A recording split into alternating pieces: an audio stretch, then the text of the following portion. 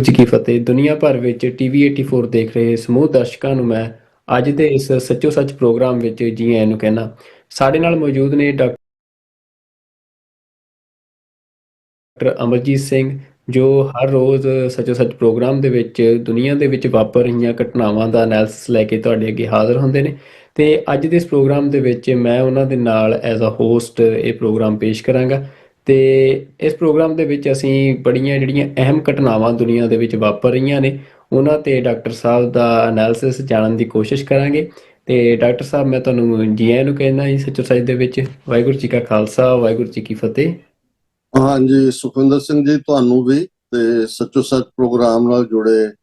ਸਮੂਹ ਵੀਰਾਂ ਭੈਣਾਂ ਨੂੰ ਵਾਹਿਗੁਰੂ ਜੀ ਕਾ ਖਾਲਸਾ, ਵਾਹਿਗੁਰੂ ਜੀ ਕੀ ਫਤਿਹ। ਮੁਸਲਮਾਨ ਭਰਾਵਾਂ ਭੈਣਾਂ ਨੂੰ ਅਸਲਾਮ ਅਲੈਕਮ ਔਰ ਬਾਕੀ ਸਭ ਵੀਰਾਂ ਭੈਣਾਂ ਨੂੰ ਆਦਾਬ ਅਰਜ਼। ਬਿਲਕੁਲ ਡਾਕਟਰ ਸਾਹਿਬ, ਜਿਵੇਂ ਅਸੀਂ ਦੇਖ ਰਹੇ ਹਾਂ ਜੀ, ਬੜੀਆਂ ਵੱਡੀਆਂ ਘਟਨਾਵਾਂ ਜਿਹੜੀਆਂ ਨੇ ਉਹ ਦੁਨੀਆ ਦੇ ਵਿੱਚ ਉਹ ਅਨਫੋਲਡ ਹੋ ਰਹੀਆਂ ਨੇ, ਜਿਨ੍ਹਾਂ ਦੇ ਬਾਰੇ ਪਿਛਲੇ ਕੁਝ ਅਰਸੇ ਤੋਂ ਜਿਹੜੀਆਂ ਚੀਜ਼ਾਂ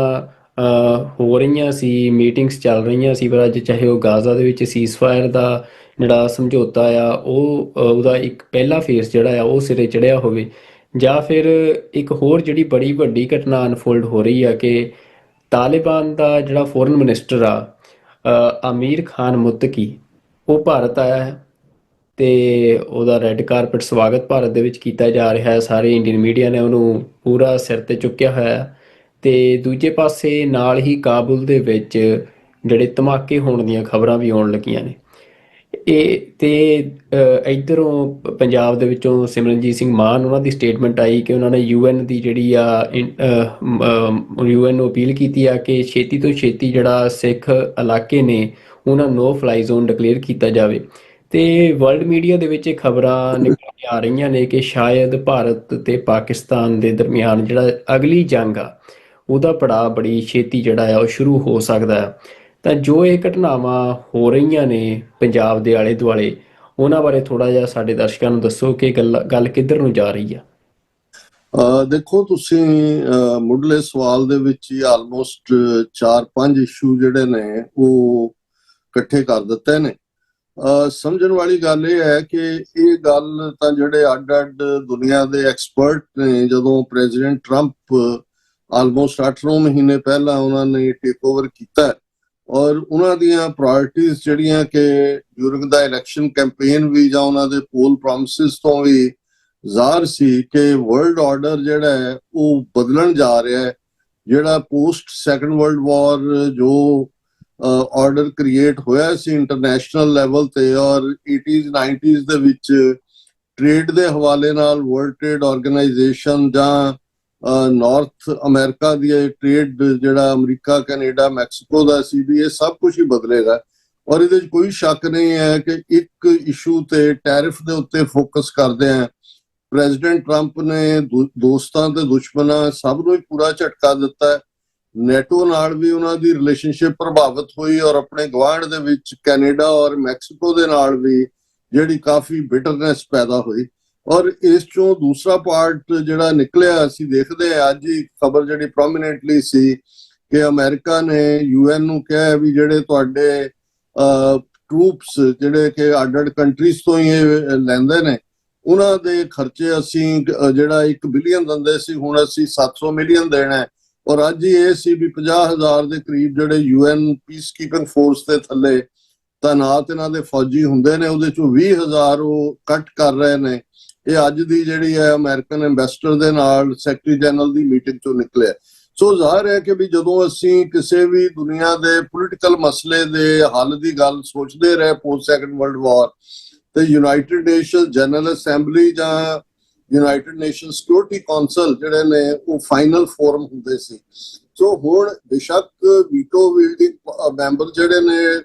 ਉਹ ਫੈਸਲਾਕੁਨ ਹੁੰਦੇ ਸੀ ਕਿਸੇ ਵੀ ਪਾਰਟ ਦੇ ਵਿੱਚ, ਲੇਕਿਨ ਕੋਈ ਚੀਜ਼ ਜਿਹੜੀ ਹੈ ਉਹ ਚਿਜ਼ਲ ਆਊਟ ਹੋ ਕੇ ਨਿਕਲਦੀ ਸੀ ਡਿਸਕਸ਼ਨਸ ਚੋਂ, ਜਨਰਲ ਅਸੈਂਬਲੀ ਚੋਂ ਜਾਂ ਸਿਕਿਉਰਿਟੀ ਕਾਉਂਸਲ ਚੋਂ। ਲੇਕਿਨ ਪਿਛਲੇ 8-9 ਮਹੀਨੇ 'ਚ ਜਿੱਥੇ ਇਹ ਗਲੋਬਲ ਜਿਹੜਾ ਸਾਰਾ ਢਾਂਚਾ ਇਹ ਬਿਲਕੁਲ ਜਿਹੜਾ ਉਹ ਤਹਿਸ ਨਹਿਸ ਲਫ਼ਜ਼ ਜੇ ਮੈਂ ਨਾ ਵੀ ਕਹਾਂ ਤੇ ਇਸ ਦੀਆਂ ਜੜ੍ਹਾਂ ਹਿਲਾ ਦਿੱਤੀਆਂ ਗਈਆਂ। ਉੱਥੇ ਦੂਸਰਾ ਪਾਰਟ ਜਿਹਦਾ ਸੰਬੰਧ ਸਾਡੇ ਖਿੱਤੇ ਨਾਲ ਹੈ, ਔਰ ਇਸ ਵੇਲੇ ਇੱਕ ਫਿਕਰ ਦਾ ਪਾਰਟ ਵੀ ਸਾਡੇ ਸ਼ੁਰੂ ਹੋ ਗਿਆ, ਕਿਉਂਕਿ ਜਿਵੇਂ ਤੁਸੀਂ ਲੇਟੈਸਟ ਪਿਛਲੇ 24 ਘੰਟੇ ਦੀਆਂ ਡਿਵੈਲਪਮੈਂਟਸ ਦੱਸੀਆਂ ਨੇ ਕਿ ਅਫਗਾਨਿਸਤਾਨ ਦਾ ਫੋਰਨ ਮਿਨਿਸਟਰ 8 ਰੋਜ਼ਾ ਵਿਜ਼ਿਟ ਦੇ ਉੱਤੇ, ਜਿਹੜੀ ਬਹੁਤ ਰੇਅਰ ਹੁੰਦਾ ਹੈ, ਬਹੁਤ ਵਾਰ ਜਿਹੜੇ ਪ੍ਰੈਜ਼ੀਡੈਂਟ, ਪ੍ਰਾਈਮ ਮਿਨਿਸਟਰ ਜਾਂ ਫੋਰਨ ਮਿਨਿਸਟਰਸ ਦੀਆਂ ਮੀਟਿੰਗਸ ਨੇ ਮੈਕਸਿਮਮ 3 ਦਿਨ, ਬਹੁਤ ਵਾਰ 1 ਜਾਂ 2 ਦਿਨ, ਸੋ 8 ਦਿਨ, ਔਰ ਉਹ ਵੀ ਉਸ ਫੋਰਨ ਮਿਨਿਸਟਰ ਨਾਲ ਜਿਹਦੇ ਨਾਲ ਮੀਟਿੰਗ ਕਰਨ ਦੇ ਲਈ 3 ਵਾਰ ਐਕਸੈਪਸ਼ਨ ਇੰਡੀਅਨ ਗਵਰਨਮੈਂਟ ਨੇ UN ਸਿਕਿਉਰਿਟੀ ਕਾਉਂਸਲ ਤੋਂ ਮੰਗੀ, ਕਿਉਂਕਿ ਮਤਕੀ ਜਿਹੜਾ ਹੈ ਉਹ ਇੰਟਰਨੈਸ਼ਨਲ ਲਿਸਟ ਦੇ ਵਿੱਚ ਹੈ, ਜਿਹਦੇ ਚ ਕਿ ਟੈਰਰਿਜ਼ਮ ਦੇ ਵਿੱਚ ਇਨਵੋਲਵ ਹੈ। ਇਹੀ ਕਾਰਨ ਹੈ ਕਿ ਉਹ ਈਵਨ UN ਜਨਰਲ ਅਸੈਂਬਲੀ ਦੇ ਸੈਸ਼ਨ ਲਈ ਆਉਣਾ ਚਾਹੁੰਦਾ ਸੀ ਨਿਊਯਾਰਕ, ਲੇਕਿਨ ਉਹਨੂੰ ਅਲਾਉ ਨਹੀਂ ਸੀ ਕੀਤਾ ਗਿਆ। ਸੋ ਭਾਰਤ ਦਾ ਐਸਾ ਕੀ ਇੰਟਰਸਟ ਹੈ? ਹਾਲਾਂਕਿ ਜੇ ਅਸੀਂ ਪਿਛੋਕੜ 'ਚ ਜਾਈਏ ਤੇ ਅਸੀਂ ਦੇਖਦੇ ਹਾਂ ਕਿ ਭਾਰਤ ਦੀ ਬਹੁਤ ਜ਼ਿਆਦਾ ਜਿਹੜੀ ਇੰਟਰਫੀਰੈਂਸ ਪਾਕਿਸਤਾਨ ਦੇ ਅੰਦਰੂਨੀ ਮਾਮਲਿਆਂ ਦੇ ਵਿੱਚ, ਖਾਸ ਤੌਰ ਤੇ ਦਹਿਸ਼ਤਗਰਦੀ 'ਚ ਰਹੀ ਹੈ, ਉਹ ਵਾਇਆ ਅਫਗਾਨਿਸਤਾਨ ਹੀ ਰਹੀ ਹੈ, ਔਰ 20 ਤੋਂ ਜ਼ਿਆਦਾ ਇਹਨਾਂ ਦੇ ਕੌਂਸੂਲੇਟ ਆਫਿਸਰਾਂ ਨੇ ਅਫਗਾਨਿਸਤਾਨ ਪਾਕਿਸਤਾਨ ਸਰਹੱਦ ਦੇ ਉੱਤੇ ਖੋਲੇ ਹੋਏ ਨੇ। ਲੇਕਿਨ ਇਸ ਤੋਂ ਪਹਿਲਾਂ ਕਿ ਇਹ ਦੂਸਰੀ ਡਿਵੈਲਪਮੈਂਟ ਤੁਸੀਂ ਜਿਵੇਂ ਕਾਬਲ 'ਚ ਬੰਬ ਧਮਾਕਿਆਂ ਦੀ ਕੀਤੀ, ਕਿਉਂਕਿ 2 ਦਿਨ ਪਹਿਲਾਂ ਖੈਬਰ ਪਖਤੂਨਖਵਾ ਦੇ ਵਿੱਚ ਤਹਿਰੀਕੇ ਤਾਲਿਬਾਨ ਦੇ ਖਿਲਾਫ ਇੱਕ ਐਕਸ਼ਨ ਦੇ ਵਿੱਚ ਪਾਕਿਸਤਾਨ ਦੇ 13 ਜਿਹੜੇ ਨੇ ਫੌਜੀ, ਜਿਨ੍ਹਾਂ ਦੇ ਵਿੱਚ ਇੱਕ ਕਰਨਲ, ਇੱਕ ਮੇਜਰ ਔਰ ਇੱਕ ਹੋਰ ਹਾਇਰ ਰੈਂਕ ਔਰ ਬਾਕੀ ਫੌਜੀ ਮਾਰੇ ਗਏ ਸੀ, ਜਿਨ੍ਹਾਂ ਦੇ ਜਨਾਜ਼ੇ ਜਿਹੜੇ ਨੇ ਉਹ ਅੱਜ ਉੱਠੇ ਨੇ। ਔਰਕਜ਼ਾਈ ਨਾਲ ਸੰਬੰਧਿਤ ਇਹ ਸੀ, ਔਰ ਅੱਜ ਜਦੋਂ ਇਹ ਜਨਾਜ਼ੇ ਉੱਠੇ ਉਹਨਾਂ ਦੇ ਵਿੱਚ ਜਿਹੜਾ ਪ੍ਰਾਈਮ ਮਿਨਿਸਟਰ ਸ਼ਹਬਾਜ਼ ਸ਼ਰੀਫ ਵੀ ਮੌਜੂਦ ਹੈ ਔਰ ਫੀਲਡ ਮਾਰਸ਼ਲ ਆਸਮ ਮੁਨੀਰ ਵੀ ਮੌਜੂਦ ਨੇ। ਔਰ ਮੈਨੂੰ ਇਹ ਲੱਗਦਾ ਹੈ ਵੀ ਇਹ ਜਦੋਂ ਫੌਜ ਦੇ ਖਿਲਾਫ ਇਸ ਕਿਸਮ ਦਾ, ਇਸ ਲੈਵਲ ਦਾ ਡੈਮੇਜਿੰਗ ਪਾਰਟ ਹੁੰਦਾ ਹੈ ਤੇ ਉਧਰ ਜਨਾਜ਼ੇ ਉੱਠੇ, ਤੇ ਨਾਲ ਦੀ ਨਾਲ ਜਿਹੜੀ ਖਬਰ ਇਸ ਵੇਲੇ ਅਜੇ ਬਹੁਤ ਕਲੈਰਿਟੀ ਤਾਂ ਨਹੀਂ ਹੈ, ਲੇਕਿਨ ਕਾਬਲ ਦੇ ਵਿੱਚ ਬੰਬ ਧਮਾਕਿਆਂ ਦਾ ਜਿਹੜਾ ਜ਼ਿਕਰ ਹੈ ਉਹ ਬਹੁਤ ਸਾਰੇ ਇਹਨਾਂ ਦੇ ਵੈਬਸਾਈਟਸ ਦੇ ਉੱਤੇ ਵੀ ਪਾਕਿਸਤਾਨ ਦੇ ਆਇਆ, ਔਰ ਐਸਾ ਕਿਹਾ ਜਾ ਰਿਹਾ ਕਿ ਤਹਿਰੀਕੇ ਤਾਲਿਬਾਨ ਦਾ ਕੋਈ ਪ੍ਰੋਮਿਨੈਂਟ ਨੰਬਰ 2 ਮੈਨ ਜਿਹੜਾ ਉਹ ਮਾਰਿਆ ਗਿਆ। ਸੋ ਮੈਨੂੰ ਇਹ ਲੱਗਦਾ ਹੈ ਵੀ ਪਾਕਿਸਤਾਨੀ ਫੌਜ ਨੇ ਅਸਰਟ ਕੀਤਾ ਰਾਈਟ ਅਵੇ, ਕਿਉਂਕਿ 2 ਦਿਨ ਪਹਿਲਾਂ ਸਮਾਂ ਟੀਵੀ ਦੇ ਉੱਤੇ ਪਾਕਿਸਤਾਨ ਦੇ ਡਿਫੈਂਸ ਮਿਨਿਸਟਰ ਜਦੋਂ ਉਹਨਾਂ ਨੇ ਖੁੱਲ੍ਹ ਕੇ ਗੱਲ ਕੀਤੀ, ਉਹਨਾਂ ਨੇ ਰਿਸਪੌਂਡ ਕੀਤਾ, ਕਿਉਂਕਿ ਜਦੋਂ ਅਸੀਂ ਜੰਗ ਦੇ ਮਾਹੌਲ ਦਾ ਜ਼ਿਕਰ ਕਰ ਰਹੇ ਹਾਂ ਤੇ ਇਹ ਦੇਖਣਾ ਜ਼ਰੂਰੀ ਹੈ ਕਿ ਪਿਛਲੇ 4-5 ਦਿਨਾਂ ਦੇ ਵਿੱਚ ਇੱਕ ਤਾਂ ਅਨਨੋਨ ਥਾਂ ਤੋਂ ਸਰ ਕ੍ਰੀਕ, ਜਿਸ ਬਾਰਡਰ ਜਿਹਨੂੰ ਕਿਹਾ ਜਾਂਦਾ ਹੈ ਇੱਕ ਗੋਰੇ ਅਫਸਰ ਦੇ ਨਾਂ ਤੇ ਸੀ, ਕਿਸੇ ਵੇਲੇ ਨੂੰ ਬਾਨ ਗੰਗਾ ਕਿਹਾ ਜਾਂਦਾ ਸੀ ਇਸ ਖਿੱਤੇ ਨੂੰ, ਹਾਲਾਂਕਿ ਇਹ ਝਗੜੇ ਦਾ ਵਿਸ਼ਾ ਰਿਹਾ। 65 ਦੀ ਜੰਗ ਵੇਲੇ ਵੀ ਸਰ ਕ੍ਰੀਕ 'ਚ ਜਿਹੜਾ ਥੋੜੀ ਬਹੁਤ ਹੋਇਆ, ਲੇਕਿਨ ਕਦੇ ਵੀ ਜਦੋਂ ਭਾਰਤ ਪਾਕਿਸਤਾਨ ਦੇ ਟਕਰਾਅ ਦੀ ਲਾਈਨ ਦੀ ਗੱਲ ਹੁੰਦੀ ਹੈ ਤੇ ਮੋਸਟਲੀ ਕਸ਼ਮੀਰ ਦੇ ਸੈਕਟਰ ਜਾਂ ਪੰਜਾਬ ਜਾਂ ਰਾਜਸਥਾਨ ਜਿਹੜਾ ਕਿ ਹੁਸੈਨੀਵਾਲਾ ਵਾਲੇ ਪਾਸਿਓਂ ਹੈ, ਕਦੇ ਵੀ ਸਾਨੂੰ ਗੁਜਰਾਤ ਦਾ, ਕਿਉਂਕਿ ਸਰ ਕ੍ਰੀਕ ਗੁਜਰਾਤ ਦੇ ਵਿੱਚ ਹੈ, ਕੱਛ ਏਰੀਆ 'ਚ, ਕੱਛ ਪੁੰਜ ਏਰੀਆ 'ਚ ਹੈ, ਲੇਕਿਨ ਰਾਜਨਾਥ ਸਿੰਘ ਦਾ ਉੱਥੇ ਜਾਣਾ ਸਪੈਸ਼ਲੀ ਦੁਸਹਿਰੇ ਦੇ ਮੌਕੇ ਤੇ ਸੋ ਕਾਲਡ ਸ਼ਸਤਰ ਪੂਜਾ ਦੇ ਨਾਂ ਥੱਲੇ, ਔਰ ਉੱਥੇ ਵਾਰਨ ਕਰਨਾ ਕਿ ਜੇ ਪਾਕਿਸਤਾਨ ਨੇ ਹੁਣ ਕੋਈ ਜਿਹੜਾ ਟੈਰਰਿਜ਼ਮ ਦੀ ਗੱਲ ਕੀਤੀ ਤਾਂ ਅਸੀਂ ਉਸ ਨੂੰ ਜਿਹੜਾ ਹੈ ਉਹ ਜਿਓਗ੍ਰਾਫੀਆ ਤੋਂ ਮਿਟਾ ਦਿਆਂਗੇ। ਔਰ ਉਸ ਤੋਂ ਠੀਕ 2 ਦਿਨ ਬਾਅਦ ਭਾਰਤ ਦਾ ਫੌਜੀ ਮੁਖੀ ਅਨੂਪਨਗਰ ਰਾਜਸਥਾਨ ਦੇ ਵਿੱਚ ਫੌਜੀਆਂ ਦੀ ਇੱਕ ਸਕੀਮ ਜਿਹੜੀ ਕਿ ਉਹਨਾਂ ਦੀ ਵੱਡੀ ਐਕਸਪੀਡੀਸ਼ਨ ਟਾਈਪ ਹੁੰਦੀ ਹੈ, ਐਕਸਰਸਾਈਜ਼ਸ ਹੁੰਦੀਆਂ ਨੇ, ਉਹਦੇ 'ਚ ਐਡਰੈਸ ਕਰਦੇ ਆ ਉਸ ਲੈਂਗੁਏਜ ਦੇ ਵਿੱਚ ਇੱਕ ਲਫ਼ਜ਼ ਹੋਰ ਜੋੜ ਦਿੰਦਾ ਹੈ ਕਿ ਪਾਕਿਸਤਾਨ ਨੂੰ ਅਸੀਂ ਸਬਕ ਸਿਖਾਵਾਂਗੇ ਔਰ ਪਾਕਿਸਤਾਨ ਨੂੰ ਅਸੀਂ ਦੁਨੀਆ ਦੇ ਇਤਿਹਾਸ ਤੇ ਭੂਗੋਲ ਦੋਨਾਂ ਚੋਂ ਹੀ ਗਾਇਬ ਕਰ ਦਿਆਂਗੇ। ਹੁਣ ਇਹ ਦੋਨੋਂ ਹੀ, ਔਰ ਮੈਂ ਅੱਜ ਹੀ ਇੱਕ ਹੋਰ ਇੰਡੀਆ ਦੇ ਮਿਲਟਰੀ ਐਕਸਪਰਟ ਦੀ ਗੱਲ ਸੁਣ ਰਿਹਾ ਸੀ,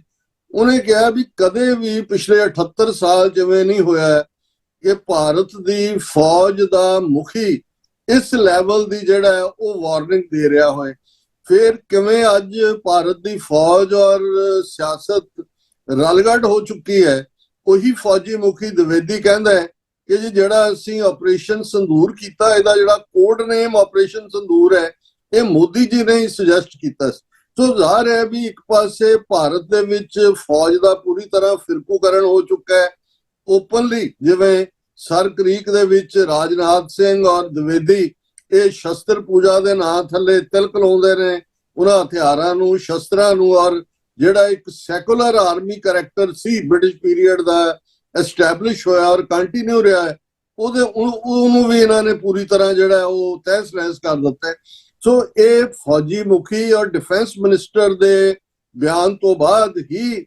ਪਾਕਿਸਤਾਨ ਦੇ ਡਿਫੈਂਸ ਮਿਨਿਸਟਰ ਨੇ ਆਪਣੇ ਉਸ ਇੰਟਰਵਿਊ ਦੇ ਵਿੱਚ ਪਹਿਲਾਂ ਤਾਂ ਇਹ ਕਿਹਾ ਕਿ ਵੀ ਜਿਹੜੀ ਥ੍ਰੈਟ ਹੈ ਇੰਡੀਆ ਤੋਂ ਜੰਗ ਦੀ, ਇਹ ਸਪੈਕੂਲੇਸ਼ਨ ਨਹੀਂ ਹੈ, ਇਟ ਇਜ਼ ਰੀਅਲ, ਔਰ ਅਸੀਂ ਇਹਦੇ ਲਈ ਤਿਆਰ ਹੈ। ਅਸੀਂ ਬਿਲਕੁਲ ਭਾਰਤ ਨੂੰ ਫਿਰ ਇਸ ਗੱਲ ਦਾ ਸ਼ਾਇਦ ਅਹਿਸਾਸ ਹੋਏਗਾ ਕਿ ਅਸੀਂ ਭਾਰਤ ਦੇ ਹਰ ਕੋਨੇ 'ਚ ਜੰਗ ਨੂੰ ਲੈ ਕੇ ਜਾਵਾਂਗੇ। ਸੋ ਜ਼ਾਹਰ ਹੈ ਕਿ ਵੀ ਜਿਵੇਂ 7, 8, 9, 10 ਮਈ ਦਾ ਜਿਹੜਾ ਟਕਰਾਅ ਹੈ ਉਹ ਡਰੋਨ ਮਿਸਲ ਸਟ੍ਰਾਈਕ ਸੀ, ਗਰਾਊਂਡ ਟਰੂਪਸ ਦੀ ਗੱਲ ਨਹੀਂ ਸੀ, ਪਰ ਇਸ ਵਾਰ ਇਵੇਂ ਲੱਗ ਰਿਹਾ ਹੈ ਜਿਹੜਾ ਕਿ ਭਾਰਤ ਦਾ ਰਵੱਈਆ, ਕਿਉਂਕਿ ਇਸ ਆਪਰੇਸ਼ਨ ਸੰਦੂਰ ਨੇ ਇਹਨਾਂ ਨੂੰ ਬਹੁਤ ਐਮਬੈਰਸਮੈਂਟ ਦਿੱਤੀ ਹੈ ਦੁਨੀਆ ਦੇ ਵਿੱਚ, ਜਿੱਥੇ ਇੱਕ ਪਾਸੇ ਅਮਰੀਕਾ ਨੇ ਟੈਰਿਫ ਦੇ ਮੁੱਦੇ ਦੇ ਉੱਤੇ ਭਾਰਤ ਨੂੰ ਪੂਰੀ ਤਰ੍ਹਾਂ ਜਿਹੜਾ ਉਹ ਜਲੀਲ ਕੀਤਾ ਹੈ ਔਰ ਉਹਨਾਂ ਦੇ ਈਵਨ H1B ਵੀਜ਼ੇ ਔਰ ਦੂਸਰੇ ਉਹਨਾਂ ਦੀ ਇਕਨੋਮੀ ਵੀ ਬੁਰੀ ਤਰ੍ਹਾਂ ਜਿਹੜੀ ਹੈ ਉਹ ਪ੍ਰਭਾਵਿਤ ਹੋਈ ਹੈ। ਉੱਥੇ ਪਾਕਿਸਤਾਨ ਦਾ ਰੁਤਬਾ ਜਿਹੜਾ 7, 8, 9, 10 ਮਈ ਦੇ ਟਕਰਾਅ ਤੋਂ ਬਾਅਦ ਬੁਲੰਦ ਹੋਇਆ। Saudi Arabia Pakistan defence pact ਦਾ ਸਾਈਨ ਹੋਣਾ ਵੀ ਭਾਰਤ ਦੇ ਲਈ ਬਹੁਤ ਵੱਡਾ ਝਟਕਾ ਹੈ ਔਰ ਇਹ ਸਾਰੇ ਤੋਂ 4-5 ਹਫ਼ਤੇ ਬਾਅਦ ਹੀ ਜਿਹੜਾ ਉਹ ਟਰੰਪ ਵੱਲੋਂ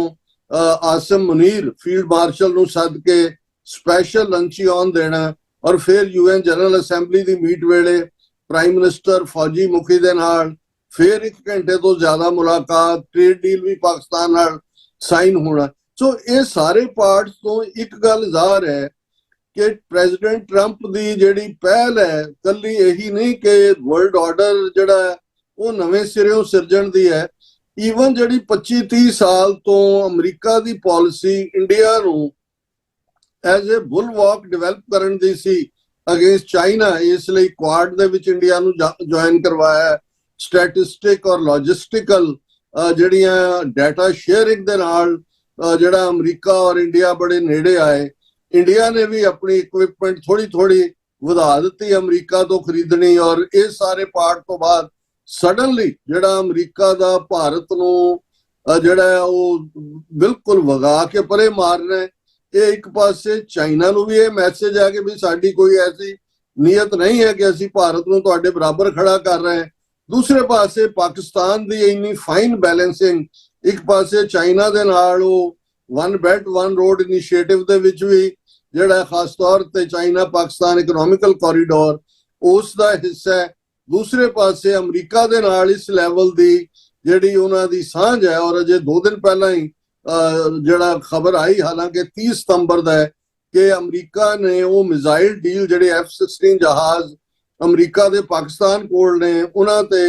300 ਕਿਲੋਮੀਟਰ ਤੱਕ ਮਾਰ ਕਰਨ ਵਾਲੀਆਂ ਮਿਜ਼ਾਈਲਾਂ ਜਿਹੜੀਆਂ ਐਡਵਾਂਸਡ ਪਾਰਟ ਹੈ ਉਹ ਉਹਨੇ ਪਾਕਿਸਤਾਨ ਨੂੰ ਦੇਣੀਆਂ ਮਨਜ਼ੂਰ ਕੀਤੀਆਂ ਨੇ। ਸੋ ਇਹਨਾਂ ਸਾਰੇ ਹਾਲਾਤਾਂ 'ਚ ਗੱਲ ਕਿਸ ਪਾਸੇ ਨੂੰ ਜਾਏਗੀ? ਹਾਲਾਂ ਭਾਰਤ ਅੱਜ ਜਿਸ ਸਥਿਤੀ 'ਚ ਹੈ, ਜੇ ਇਹ ਕੋਈ ਵੀ ਐਗਰੈਸਿਵ ਪਾਰਟ ਹੋਇਆ ਤੇ ਪਾਕਿਸਤਾਨ ਦੇ ਵਿੱਚ ਵੀ ਇਸ ਵੇਲੇ ਜਿਹੜਾ ਉਹਨਾਂ ਨੂੰ ਇੱਕ ਤਾਂ ਜਿਹੜੀ ਉਹਨਾਂ ਦੀ ਸਕਸੈਸ ਹੈ ਪਿਛਲੀ, ਉਸ ਦਾ ਵੀ ਜਿਹੜਾ ਮਾਣ ਹੈ, ਤੇ ਦੂਸਰੇ ਪਾਸੇ ਜਦੋਂ ਉਹ ਇਤਿਹਾਸ ਜਾਂ ਭੂਗੋਲ ਤੋਂ ਮਿਟਾਉਣ ਦੀ ਗੱਲ ਕਰਦੇ ਨੇ ਜਿਹਨੂੰ ਐਗਜ਼ਿਸਟੈਂਸ਼ੀਅਲ ਥ੍ਰੈਟ ਕਿਹਾ ਜਾਂਦਾ ਹੈ ਕਿ ਹੋਂਦ ਨੂੰ ਹੀ ਖਤਰਾ,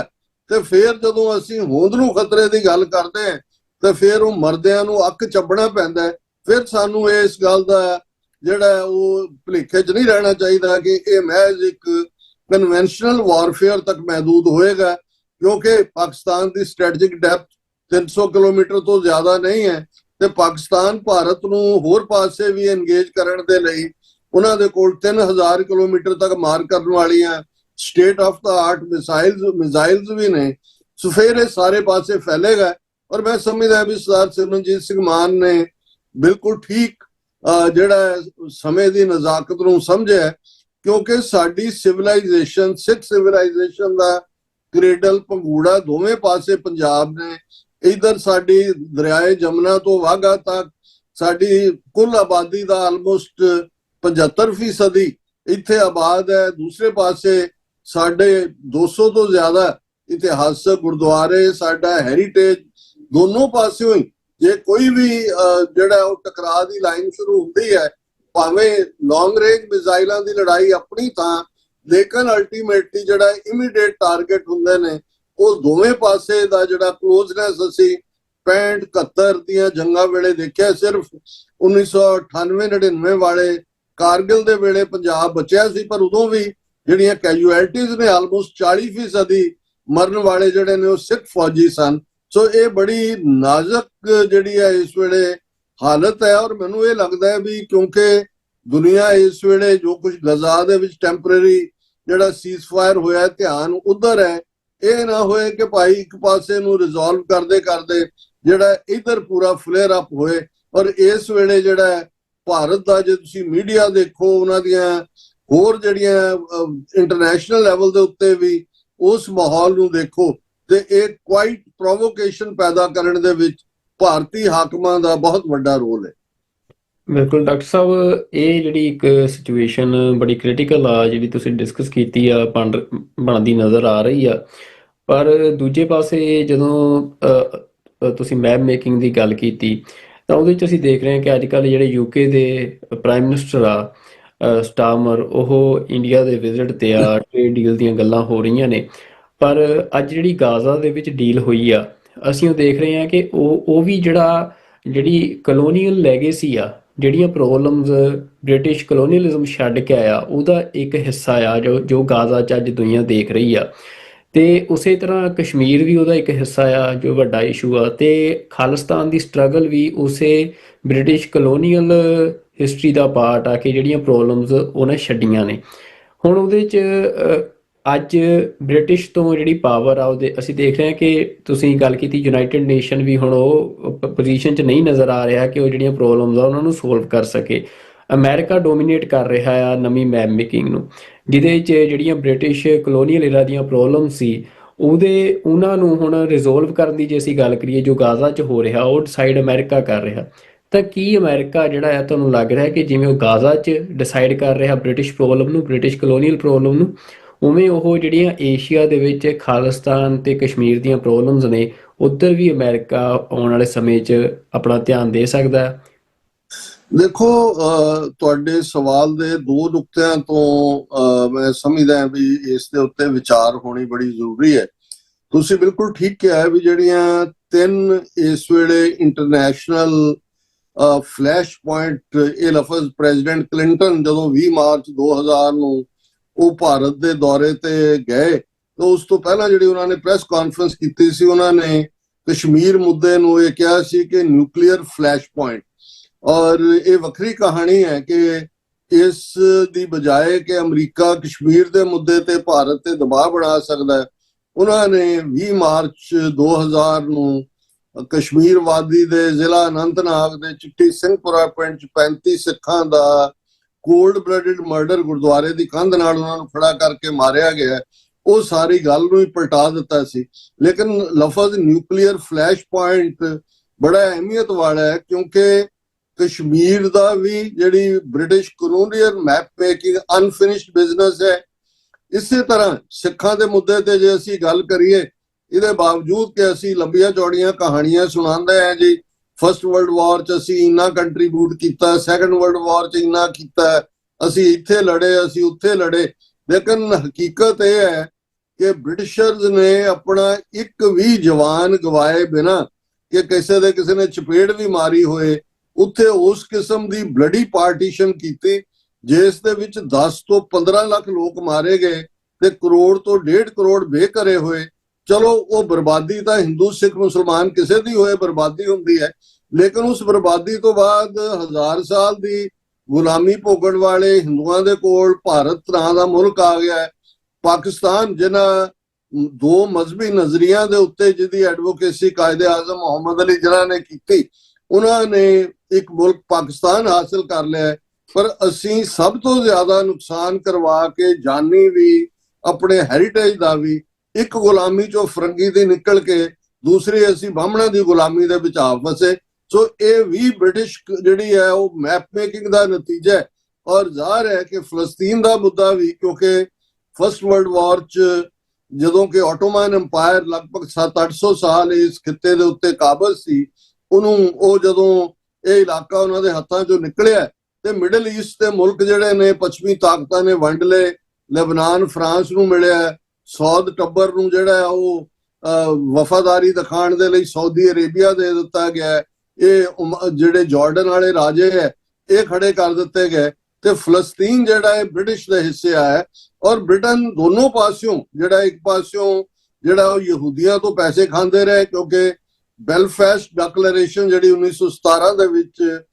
ਜਿਹੜਾ ਸੈਕਟਰੀ ਆਫ ਸਟੇਟ ਯੂਕੇ ਦੇ ਨੇ ਕੀਤੀ ਸੀ ਕਿ ਜੀ ਅਸੀਂ whereas Jews have a right to their homeland, whereas they are persecuted people, ਉਹਦੀ ਕੋਈ ਵੈਲਿਊ ਤਾਂ ਨਹੀਂ ਸੀ ਉਦੋਂ, ਲੇਕਿਨ ਉਹਦੀ value post second world war ਉਹਨਾਂ ਨੇ ਉਹ ਡਿਕਲੇਰੇਸ਼ਨ ਵੀ ਕੱਢ ਲਈ। ਇਨ ਦਾ ਮੀਨ ਟਾਈਮ ਬ੍ਰਿਟਨ ਜਿਹੜਾ ਉਹਨਾਂ ਨੂੰ ਥੋੜਾ ਬਹੁਤ ਉੱਥੇ ਵਸਾਂਦਾ ਵੀ ਰਿਹਾ ਹੈ, ਫਿਰ ਅਰਬਾਂ ਦੀ ਵੀ ਜਿਹੜੀ ਤਰਫਦਾਰੀ ਕਰਦੇ ਰਹੇ। ਔਰ ਜਦੋਂ ਬਿਲਕੁਲ ਉਹਨਾਂ ਦੀ ਡਰਟੀ ਗੇਮ ਕਨਫਿਊਜ਼ਡ ਹੁੰਦੀ ਚਲੀ ਗਈ ਤੇ ਉਹਨਾਂ ਨੇ ਇਸ ਇਸ਼ੂ ਨੂੰ ਲਿਆ ਕੇ ਯੂਨਾਈਟਿਡ ਨੇਸ਼ਨਸ ਦੇ ਸਾਹਮਣੇ ਰੱਖ ਦਿੱਤਾ। ਜਿੰਨੀ ਦੇਰ ਪ੍ਰੈਜ਼ੀਡੈਂਟ ਰੂਜ਼ਵੈਲਟ ਰਹੇ ਪ੍ਰੈਜ਼ੀਡੈਂਟ, ਉਹ ਬਿਲਕੁਲ ਇਸ ਹੱਕ ਤੇ ਨਹੀਂ ਸੀ ਕਿ ਉਹਨੂੰ ਜਿਹੜਾ ਡਿਵਾਈਡ ਕੀਤਾ ਜਾਏ। ਔਰ ਜਦੋਂ ਹੀ ਪ੍ਰੈਜ਼ੀਡੈਂਟ ਟਰੂਮੈਨ ਬਣੇ, ਉਹਨਾਂ ਦੇ ਨਾਲ ਇਨਫਲੂਐਂਸ ਯੂਜ਼ ਕਰਕੇ ਇਹ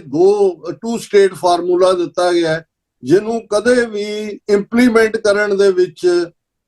ਹਾਲਾਂਕਿ ਵੱਖਰੀ ਕਹਾਣੀ ਹੈ ਕਿ ਅਰਬਾਂ ਨੇ ਜਾਂ ਦੂਜਿਆਂ ਨੇ ਉਹਨੂੰ ਮੰਨਿਆ ਨਹੀਂ ਸੀ ਉਦੋਂ। ਇਹੀ ਕਾਰਨ ਹੈ ਕਿ 3-4 ਜੰਗਾਂ ਇਸ ਪੀਰੀਅਡ 'ਚ ਹੋਈਆਂ। ਇਜ਼ਰਾਈਲ ਆਪਣਾ ਜਿਹੜਾ ਕਬਜ਼ਾ ਵਧਾਉਂਦਾ ਚਲਾ ਗਿਆ ਹੈ, ਔਰ 66-67 ਔਰ ਦੂਸਰਿਆਂ ਦੇ 7 ਡੇ ਵਾਰ ਦੇ ਵੇਲੇ ਫਿਰ ਉਹਨਾਂ ਨੇ ਗੋਲਾਨ ਹਾਈਟਸ ਜਿਹੜੀਆਂ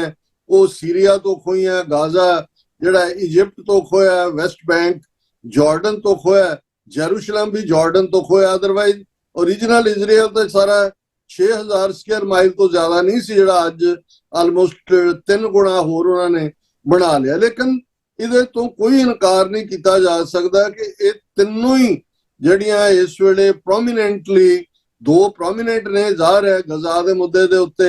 ਇੰਨਾ ਕੁ ਜੋ ਜਦੋਂ ਅੱਜ ਅਸੀਂ ਗੱਲ ਕਰ ਰਹੇ ਹਾਂ, ਠੀਕ 2 ਸਾਲ 3 ਦਿਨ ਪਹਿਲਾਂ ਜਦੋਂ ਕਿ 7 ਅਕਤੂਬਰ ਨੂੰ ਜਿਹੜਾ ਉਹਨਾਂ ਨੇ ਹਮਾਸ ਨੇ ਬੜਾ ਖੁਫੀਆ ਔਰ ਬੜਾ ਜ਼ੋਰਦਾਰ ਜਿਹੜਾ ਇੱਕ ਆਪਰੇਸ਼ਨ ਇਜ਼ਰਾਈਲ ਦੇ ਵਿੱਚ ਕੀਤਾ, ਜਿਹਦੇ 'ਚ 1200 ਦੇ ਕਰੀਬ ਇਜ਼ਰਾਈਲੀ ਮਾਰੇ ਗਏ, 251 ਜਿਹੜੇ ਨੇ ਉਹਨਾਂ ਨੇ ਅਗਵਾ ਕੀਤੇ। ਔਰ ਫਿਰ ਇਹ 2 ਸਾਲ ਇਜ਼ਰਾਈਲ ਨੇ ਵੀ ਗਜ਼ਾ ਨੂੰ ਥੇ ਬਣਾਉਣ 'ਚ ਕੋਈ ਕਸਰ ਨਹੀਂ ਛੱਡੀ। ਐਵਰੀਡੇ ਬੰਬਾਰੀ ਔਰ ਗਰਾਊਂਡ ਟਰੂਪਸ ਦੇ ਰਾਹੀਂ ਇੱਕ ਅੰਦਾਜ਼ੇ ਮੁਤਾਬਕ 70,000 ਤੋਂ ਜ਼ਿਆਦਾ ਲੋਕ ਮਾਰੇ ਗਏ, ਜਿਨ੍ਹਾਂ 'ਚ 2/3 ਔਰਤਾਂ ਔਰ ਬੱਚੇ ਨੇ। ਔਰ ਇਸ ਤੋਂ ਇਲਾਵਾ 3 ਗੁਣਾ ਇਸ ਤੋਂ ਜ਼ਿਆਦਾ ਜ਼ਖਮੀ ਵੀ ਹੋਏ। ਔਰ ਗਜ਼ਾ ਜਿਹੜਾ ਕਿ ਕਦੇ ਬੜਾ ਹਿਸਟੋਰੀਕਲ ਸਿਟੀ ਔਰ ਇਹਦਾ ਇੱਕ ਆਪਣਾ ਟ੍ਰੇਜਰ, ਆਪਣਾ ਖਜ਼ਾਨਾ, ਕਿਉਂਕਿ ਇਹ ਜਿਹੜੇ ਡੈਮਸਕਸ, ਗਜ਼ਾ ਜਾਂ ਫॉर दैट ਰੀਜ਼ਨ ਇਹ ਜਿਹੜੇ ਸਾਰੇ ਬਗਦਾਦ, ਇਹ ਬਹੁਤ ਵੱਡੇ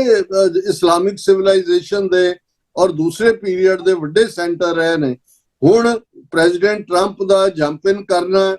20 ਪੁਆਇੰਟ ਪ੍ਰੋਗਰਾਮ ਜਿਹੜਾ ਪਹਿਲਾਂ 21 ਸੀ, ਪਰ ਮੈਨੂੰ ਇਹ ਲੱਗਦਾ ਹੈ ਕਿ ਵੀ ਬੇਸ਼ੱਕ ਹਾਲ ਦੀ ਘੜੀ ਪਹਿਲਾ ਪਾਰਟ ਸਕਸੈਸ ਦੇ ਨਾਲ ਨਿਬੜਿਆ, ਜਿਹਦੇ ਥੱਲੇ ਜਿਹੜਾ ਬਾਈ ਵੀਕਐਂਡ ਜੇ ਅਸੀਂ ਐਕਸਪੈਕਟ ਕਰਦੇ ਹਾਂ ਕਿ ਜਿਹੜੇ 25 ਦੇ ਕਰੀਬ ਜਿਉਂਦੇ 20 ਜਾਂ 25 ਉਹਨਾਂ ਦੇ ਇਜ਼ਰਾਈਲੀ ਨੇ ਜਿਹੜੇ ਹੌਸਟੇਜ ਹਮਾਸ ਦੇ ਕੋਲ, ਉਹ ਇਧਰ ਮੋੜੇ ਜਾਣਗੇ। 1500 ਜਿਹੜੇ ਫਿਲਸਤੀਨੀ ਉਹਨਾਂ ਨੇ ਗਜ਼ਾ ਤੋਂ ਇਹਨਾਂ ਦਿਨਾਂ 'ਚ ਫੜੇ, ਔਰ 250 ਦੇ ਕਰੀਬ ਜਿਹੜੇ ਪਹਿਲਾਂ ਤੋਂ ਹੀ ਕੈਦ ਭੋਗ ਰਹੇ ਨੇ। ਸੋ ਰਫਲੀ 2000 ਦੇ ਕਰੀਬ ਜਿਹੜੇ ਫਲਸਤੀਨੀ ਪ੍ਰਿਜ਼ਨਰ ਨੇ ਉਹਨਾਂ ਨੂੰ ਇਜ਼ਰਾਈਲ ਵਾਪਸ ਮੋੜੇਗਾ। ਔਰ ਲਗਭਗ 45% ਗਜ਼ਾ ਦੇ ਏਰੀਏ 'ਚੋਂ ਇਜ਼ਰਾਈਲ ਆਪਣੀ ਫੌਜ ਪੁੱਲ ਬੈਕ ਕਰੇਗਾ। ਔਰ ਉਹਨਾਂ ਦੀ ਥਾਂ ਤੇ 200 ਦੇ ਕਰੀਬ ਸੋਲਜਰ, ਜਿਨ੍ਹਾਂ ਦੇ ਵਿੱਚ ਜਿਹੜੇ ਆ ਉਹ ਸ਼ਾਇਦ UAE ਔਰ ਇਜਿਪਟ ਔਰ ਜਿਹੜਾ ਪਾਕਿਸਤਾਨ ਉਹਦੇ 'ਚ ਨਹੀਂ ਹੈ ਘੱਟੋ ਘੱਟ, ਇਹ ਅਰਬ ਮੁਲਕਾਂ ਦੇ, ਇਹਨਾਂ ਨੂੰ ਅਮਰੀਕਨ ਸੋਲਜਰ ਫੋਰਸ ਹੀ ਕਰਨਗੇ। ਉਸ ਤੋਂ ਬਾਅਦ ਅਗਲੇ ਪੜਾਅ ਵੱਲ ਗੱਲ ਜਾਣ ਦੀ ਹੋਏਗੀ ਕਿ ਭਾਈ ਉਹਨੂੰ ਫਰਦਰ 400 ਲਾਰੀਆਂ ਜਿਹੜੀਆਂ ਨੇ ਏਡ ਦੀਆਂ ਉਹ ਬਿਨਾਂ ਰੋਕ ਟੋਕ ਐਂਟਰ ਕਰ ਸਕਣਗੀਆਂ। ਸੋ ਇਸ ਕਿਸਮ ਦਾ ਇਹ ਇੱਕ ਸੀਜ਼ ਫਾਇਰ ਹੈ। ਔਰ ਮੈਨੂੰ ਨਹੀਂ ਲੱਗਦਾ, ਜਿਵੇਂ ਅੱਜ ਪ੍ਰੈਜ਼ੀਡੈਂਟ ਟਰੰਪ ਨੇ ਇੱਕ ਸਵਾਲ ਦੇ ਜਵਾਬ 'ਚ ਕਿਹਾ, ਜਦੋਂ 2 ਸਟੇਟ ਫਾਰਮੂਲੇ ਦੀ ਗੱਲ ਕਹੀ ਤਾਂ ਉਹਨਾਂ ਨੇ ਕਿਹਾ I don't know anything about it. So ਮੈਨੂੰ ਲੱਗਦਾ ਹੈ ਵੀ ਇਹਨਾਂ ਦਾ ਫੋਕਸ ਵੀ ਉੱਥੋਂ ਤੱਕ ਇਹ ਲਿੰਗਰ ਔਨ ਕਰੇਗਾ। ਔਰ ਇਸ ਸਾਰੇ ਚੋਂ ਹਾਲਾਂਕਿ ਬਹੁਤ ਸਾਰੇ ਇਹਨੂੰ ਨੇਤਨਯਾਹੂ ਦੀ ਵਿਕਟਰੀ ਦੇ ਤੌਰ ਤੇ, ਜਿਵੇਂ ਮੋਦੀ ਨੇ ਜਿਹੜਾ ਕਿ ਖੁਦ ਇੱਕ ਜੈਨੋਸਾਈਡ ਕਰਨ ਵਾਲਾ ਗੁਜਰਾਤ ਮੁਸਲਮਾਨਾਂ ਦਾ ਕੀਤਾ ਹੈ, ਸਿੱਖ ਕਿਸਾਨਾਂ ਦੀ ਤਬਾਹੀ, ਔਰ ਅੱਜ ਜੋ ਘੱਟ ਗਿਣਤੀਆਂ ਦੇ ਨਾਲ ਹੋ ਰਿਹਾ ਹੈ, ਮੋਦੀ ਅਮਿਤ ਸ਼ਾਹ ਦੀਆਂ ਨੀਤੀਆਂ ਨੇ, ਪਰ ਉਹ ਵਧਾਈ ਦੇ ਰਹੇ ਨੇਤਨਯਾਹੂ ਨੂੰ ਕਿ ਜੀ ਤੂੰ ਬਹੁਤ ਜ਼ਬਰਦਸਤ ਲੀਡਰਸ਼ਿਪ ਦਿੱਤੀ ਹੈ। ਪਰ ਬਹੁਤੇ ਸ਼ਾਇਦ ਇਸ ਗੱਲ ਨੂੰ ਜਿਹੜਾ ਸ਼ਾਇਦ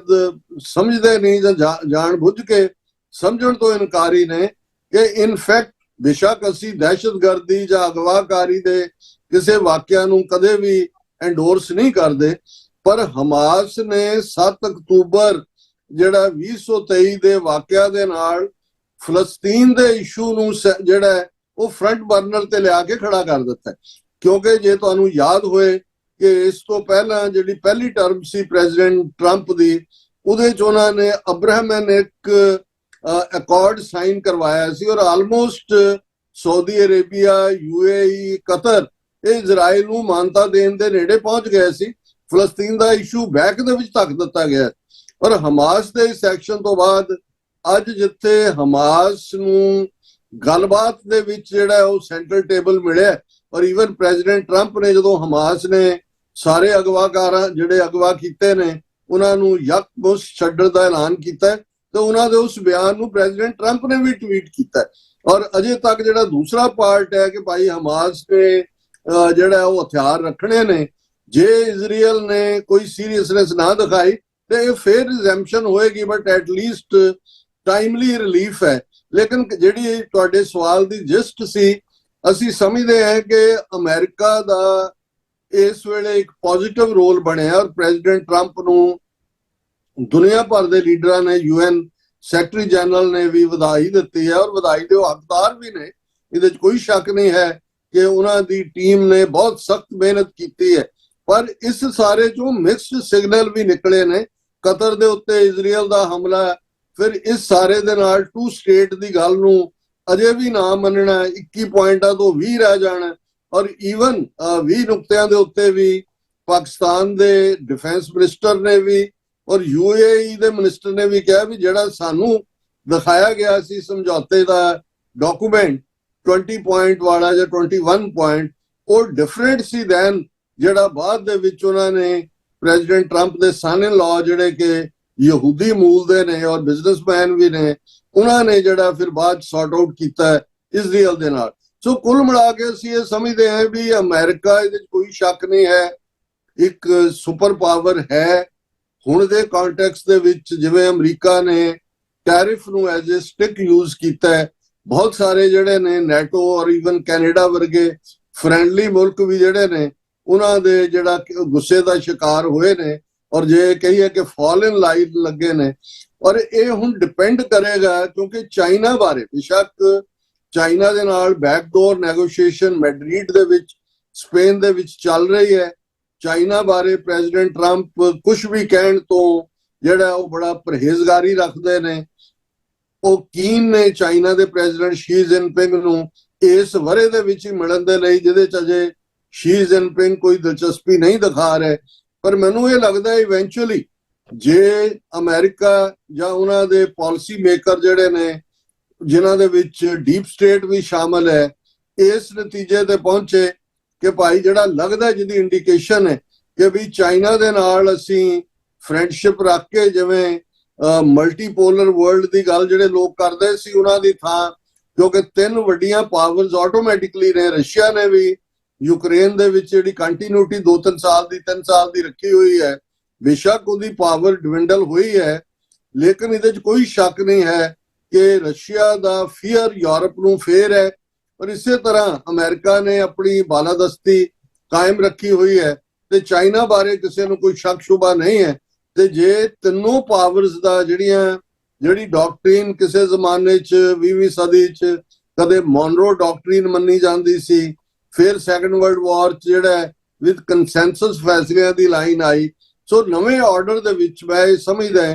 ਕਿ ਸਿੱਖ ਫੈਕਟਰ ਦੀ ਅਹਿਮੀਅਤ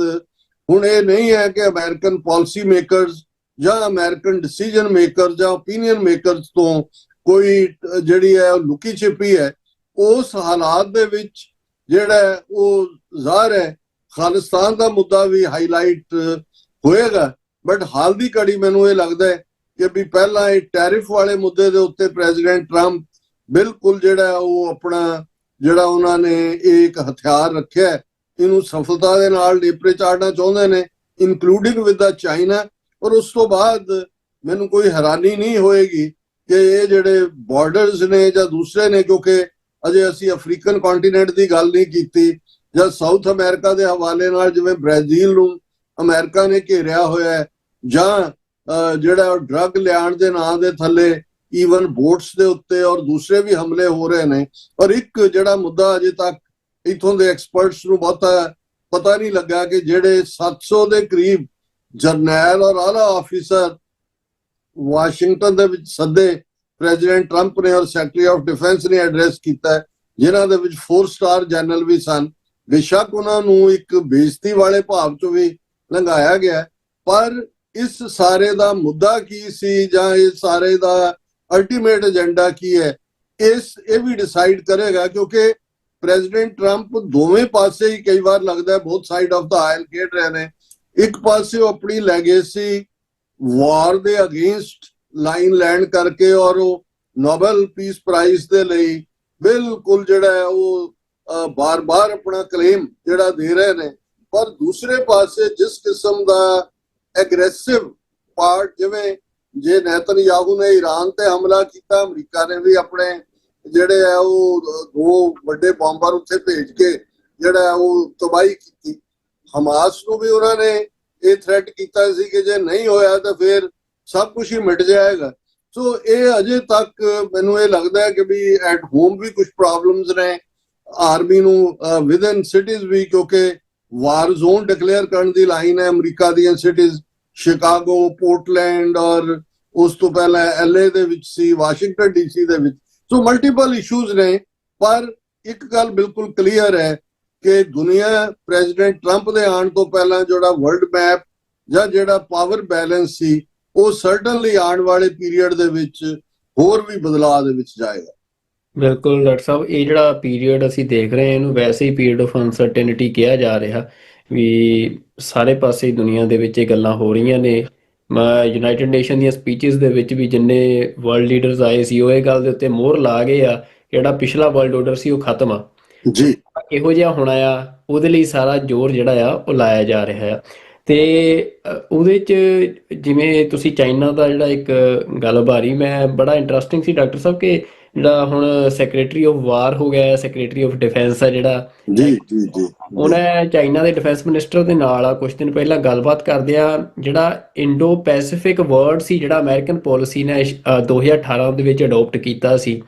ਉਹਨੂੰ ਜਿਹੜਾ ਸੈਕਟਰੀ ਆਫ ਵਾਰ ਆ ਉਹਨੇ ਉਹਦੇ ਨਾਲ ਗੱਲਬਾਤ ਦੇ ਵਿੱਚ ਉਹਨੂੰ ਵਰਡ ਨੂੰ ਫੇਰ ਚੇਂਜ ਕਰਤਾ ਆ। ਉਹਨੇ ਉਹਨੂੰ ਇੰਡੋ ਪੈਸੀਫਿਕ ਦੇ ਥਾਂ ਤੇ ਏਸ਼ੀਆ ਪੈਸੀਫਿਕ ਬਣਾਤਾ ਆ ਆਪਣੀ। ਤਾਂ ਇੱਕ ਬਹੁਤ ਵੱਡੀ ਇੰਡੀਕੇਸ਼ਨ ਇਹਨੂੰ ਸਮਝਿਆ ਜਾ ਰਿਹਾ ਕਿ ਚਾਈਨਾ ਦੇ ਨਾਲ ਜਿਹੜੀਆਂ ਤੁਸੀਂ ਮੈਡਡ ਦੀ ਗੱਲ ਕੀਤੀ ਆ ਕਿ ਮੇ ਵੀ ਜਿਹੜੀਆਂ ਨੈਗੋਸ਼ੀਏਸ਼ਨਸ ਨੇ ਉਹ ਕਿਸੇ ਪੋਜ਼ਿਟਿਵ ਰਾਹ ਵੱਲ ਜਾ ਰਹੀਆਂ ਆ। ਡਾਕਟਰ ਸਾਹਿਬ, ਇਹਦੇ 'ਚ ਜਿਹੜੀ ਗੱਲ ਅਸੀਂ ਦੇਖੀ ਕਿ ਟੈਰਿਫ ਦੀ ਤੁਸੀਂ ਗੱਲ ਕੀਤੀ ਕਿ ਫਿਲਹਾਲ ਪ੍ਰੈਜ਼ੀਡੈਂਟ ਟਰੰਪ ਟੈਰਿਫ ਨੂੰ ਯੂਜ਼ ਕਰ ਰਹੇ ਆ ਇੰਡੀਆ ਦੇ ਸੰਦਰਭ ਦੇ ਵਿੱਚ ਦੇਖਣਾ ਹੋਵੇ,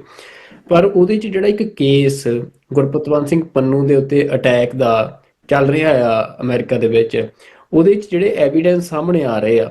ਹੁਣ ਉਹਨਾਂ ਐਵੀਡੈਂਸਿਸ ਦੇ ਵਿੱਚ ਰਿਪੋਰਟਸ ਇਹ ਗੱਲ ਕਹਿ ਰਹੀਆਂ ਨੇ ਕਿ ਜਿਹੜੇ ਅਮਰੀਕਨ ਪ੍ਰੋਸੀਕਿਊਟਰਸ ਨੇ ਜਾਂ ਅਮਰੀਕਨ ਗਵਰਨਮੈਂਟ ਆ, ਉਹ ਇੰਡੀਆ ਵਿਕਾਸ ਯਾਦਵ ਜਿਹੜਾ ਇੰਡੀਆ ਦਾ ਰੋ ਏਜੰਟ ਸੀ, ਉਸ ਇੰਡੀਵਿਜੂਅਲ ਦੀ ਬਜਾਏ ਉਹ ਇੰਡੀਅਨ ਗਵਰਨਮੈਂਟ ਨੂੰ ਉਹਦੇ 'ਚ ਕਨਵਿਕਟ ਕਰਨ ਦੇ ਲਈ ਉਹ ਐਵੀਡੈਂਸ ਲਿਆ ਰਹੇ ਆ। ਤਾਂ ਮਤਲਬ ਤੁਹਾਨੂੰ ਕਿ ਉਹ ਇਹ ਜਿਹੜੀ ਸਿਚੁਏਸ਼ਨ ਬਣ ਰਹੀ ਆ ਉਹਨੂੰ ਤੁਸੀਂ ਕਿਵੇਂ ਦੇਖ ਰਹੇ ਹੋ? ਇੱਕ ਪਾਸੇ ਟੈਰਿਫ ਤੇ ਦੂਜੇ ਪਾਸੇ ਅਮਰੀਕਾ ਦੀ ਸੋਵਰੈਨਿਟੀ ਦੇ ਉੱਤੇ ਇੰਡੀਆ ਨੂੰ ਐਜ਼ ਅ ਅਟੈਕਰ ਉੱਥੋਂ ਦੀ ਕੋਰਟ ਦੇ ਵਿੱਚ ਪ੍ਰੂਵ ਕਰ ਦੇਣਾ, ਤਾਂ ਉਹ ਕੀ ਗਰਾਊਂਡਸ ਬਣਾਊਗਾ ਅਮਰੀਕਾ ਦੇ ਲਈ ਇੰਡੀਆ ਦੇ ਖਿਲਾਫ ਕਿਸੇ ਐਕਸ਼ਨ ਵਾਸਤੇ? ਦੇਖੋ, ਤੁਸੀਂ ਬੜਾ ਦਿਲਚਸਪ ਸਵਾਲ ਚੁੱਕਿਆ, ਕਿਉਂਕਿ ਨਿਖਿਲ ਗੁਪਤਾ ਦਾ ਟ੍ਰਾਇਲ 3 ਨਵੰਬਰ ਤੋਂ ਸ਼ੁਰੂ ਹੋਣ ਜਾ ਰਿਹਾ, ਔਰ ਜਿਹੜੇ ਇਸ ਪ੍ਰੋਗਰਾਮ ਨਾਲ ਨਵੇਂ ਜੁੜੇ ਵਿਊਅਰ ਨੇ ਉਹਨਾਂ ਦੀ ਗਿਆਤ ਲਈ ਮੈਂ ਦੱਸ ਦਿਆਂ ਕਿ 2 ਸਾਲ ਪਹਿਲਾਂ ਜਦੋਂ ਕਿ 18 ਜੂਨ 2023 ਨੂੰ ਹਰਦੀਪ ਸਿੰਘ ਨਿੱਜਰ ਦਾ, ਜਿਹੜੇ ਕਿ ਸਰੀ ਗੁਰਦੁਆਰੇ ਦੇ ਪ੍ਰੈਜ਼ੀਡੈਂਟ ਸਨ ਔਰ ਸਿੱਖਸ ਫਾਰ ਜਸਟਿਸ ਵੱਲੋਂ ਜਿਹੜੀ ਖਾਲਿਸਤਾਨ ਰੈਫਰੈਂਡਮ ਮੁਹਿੰਮ ਚਲਾਈ ਗਈ ਹੈ ਉਹਦੇ ਕੈਨੇਡਾ ਦੇ ਵਿੱਚ ਕਨਵੀਨਰ ਸਨ, ਉਹਨਾਂ ਦਾ ਕੋਲਡ ਬਲੱਡਡ ਮਰਡਰ ਗੁਰਦੁਆਰੇ ਦੇ ਕੈਂਪਸ ਦੇ ਵਿੱਚ ਹੀ ਹੋਇਆ ਸੀ। ਔਰ ਉਸ ਤੋਂ ਠੀਕ ਬਾਅਦ ਜਿਹੜਾ 28 ਜੂਨ ਦੇ ਨੇੜੇ ਤੇੜੇ ਨਿਖਿਲ ਗੁਪਤੇ ਨੂੰ ਅਮਰੀਕਨ ਏਜੰਸੀਆਂ ਦੇ ਕਹਿਣ ਤੇ ਚੈਕ ਰਿਪਬਲਿਕ ਵਾਲਿਆਂ ਨੇ ਜਿਹੜਾ ਉਹ ਹਿਰਾਸਤ ਦੇ ਵਿੱਚ ਲੈ ਲਿਆ ਸੀ। ਔਰ ਜਿਹੜੀ ਗੱਲ ਬਾਅਦ ਦੇ ਵਿੱਚ ਸਾਹਮਣੇ ਆਈ ਕਿ ਬਿਟਵੀਨ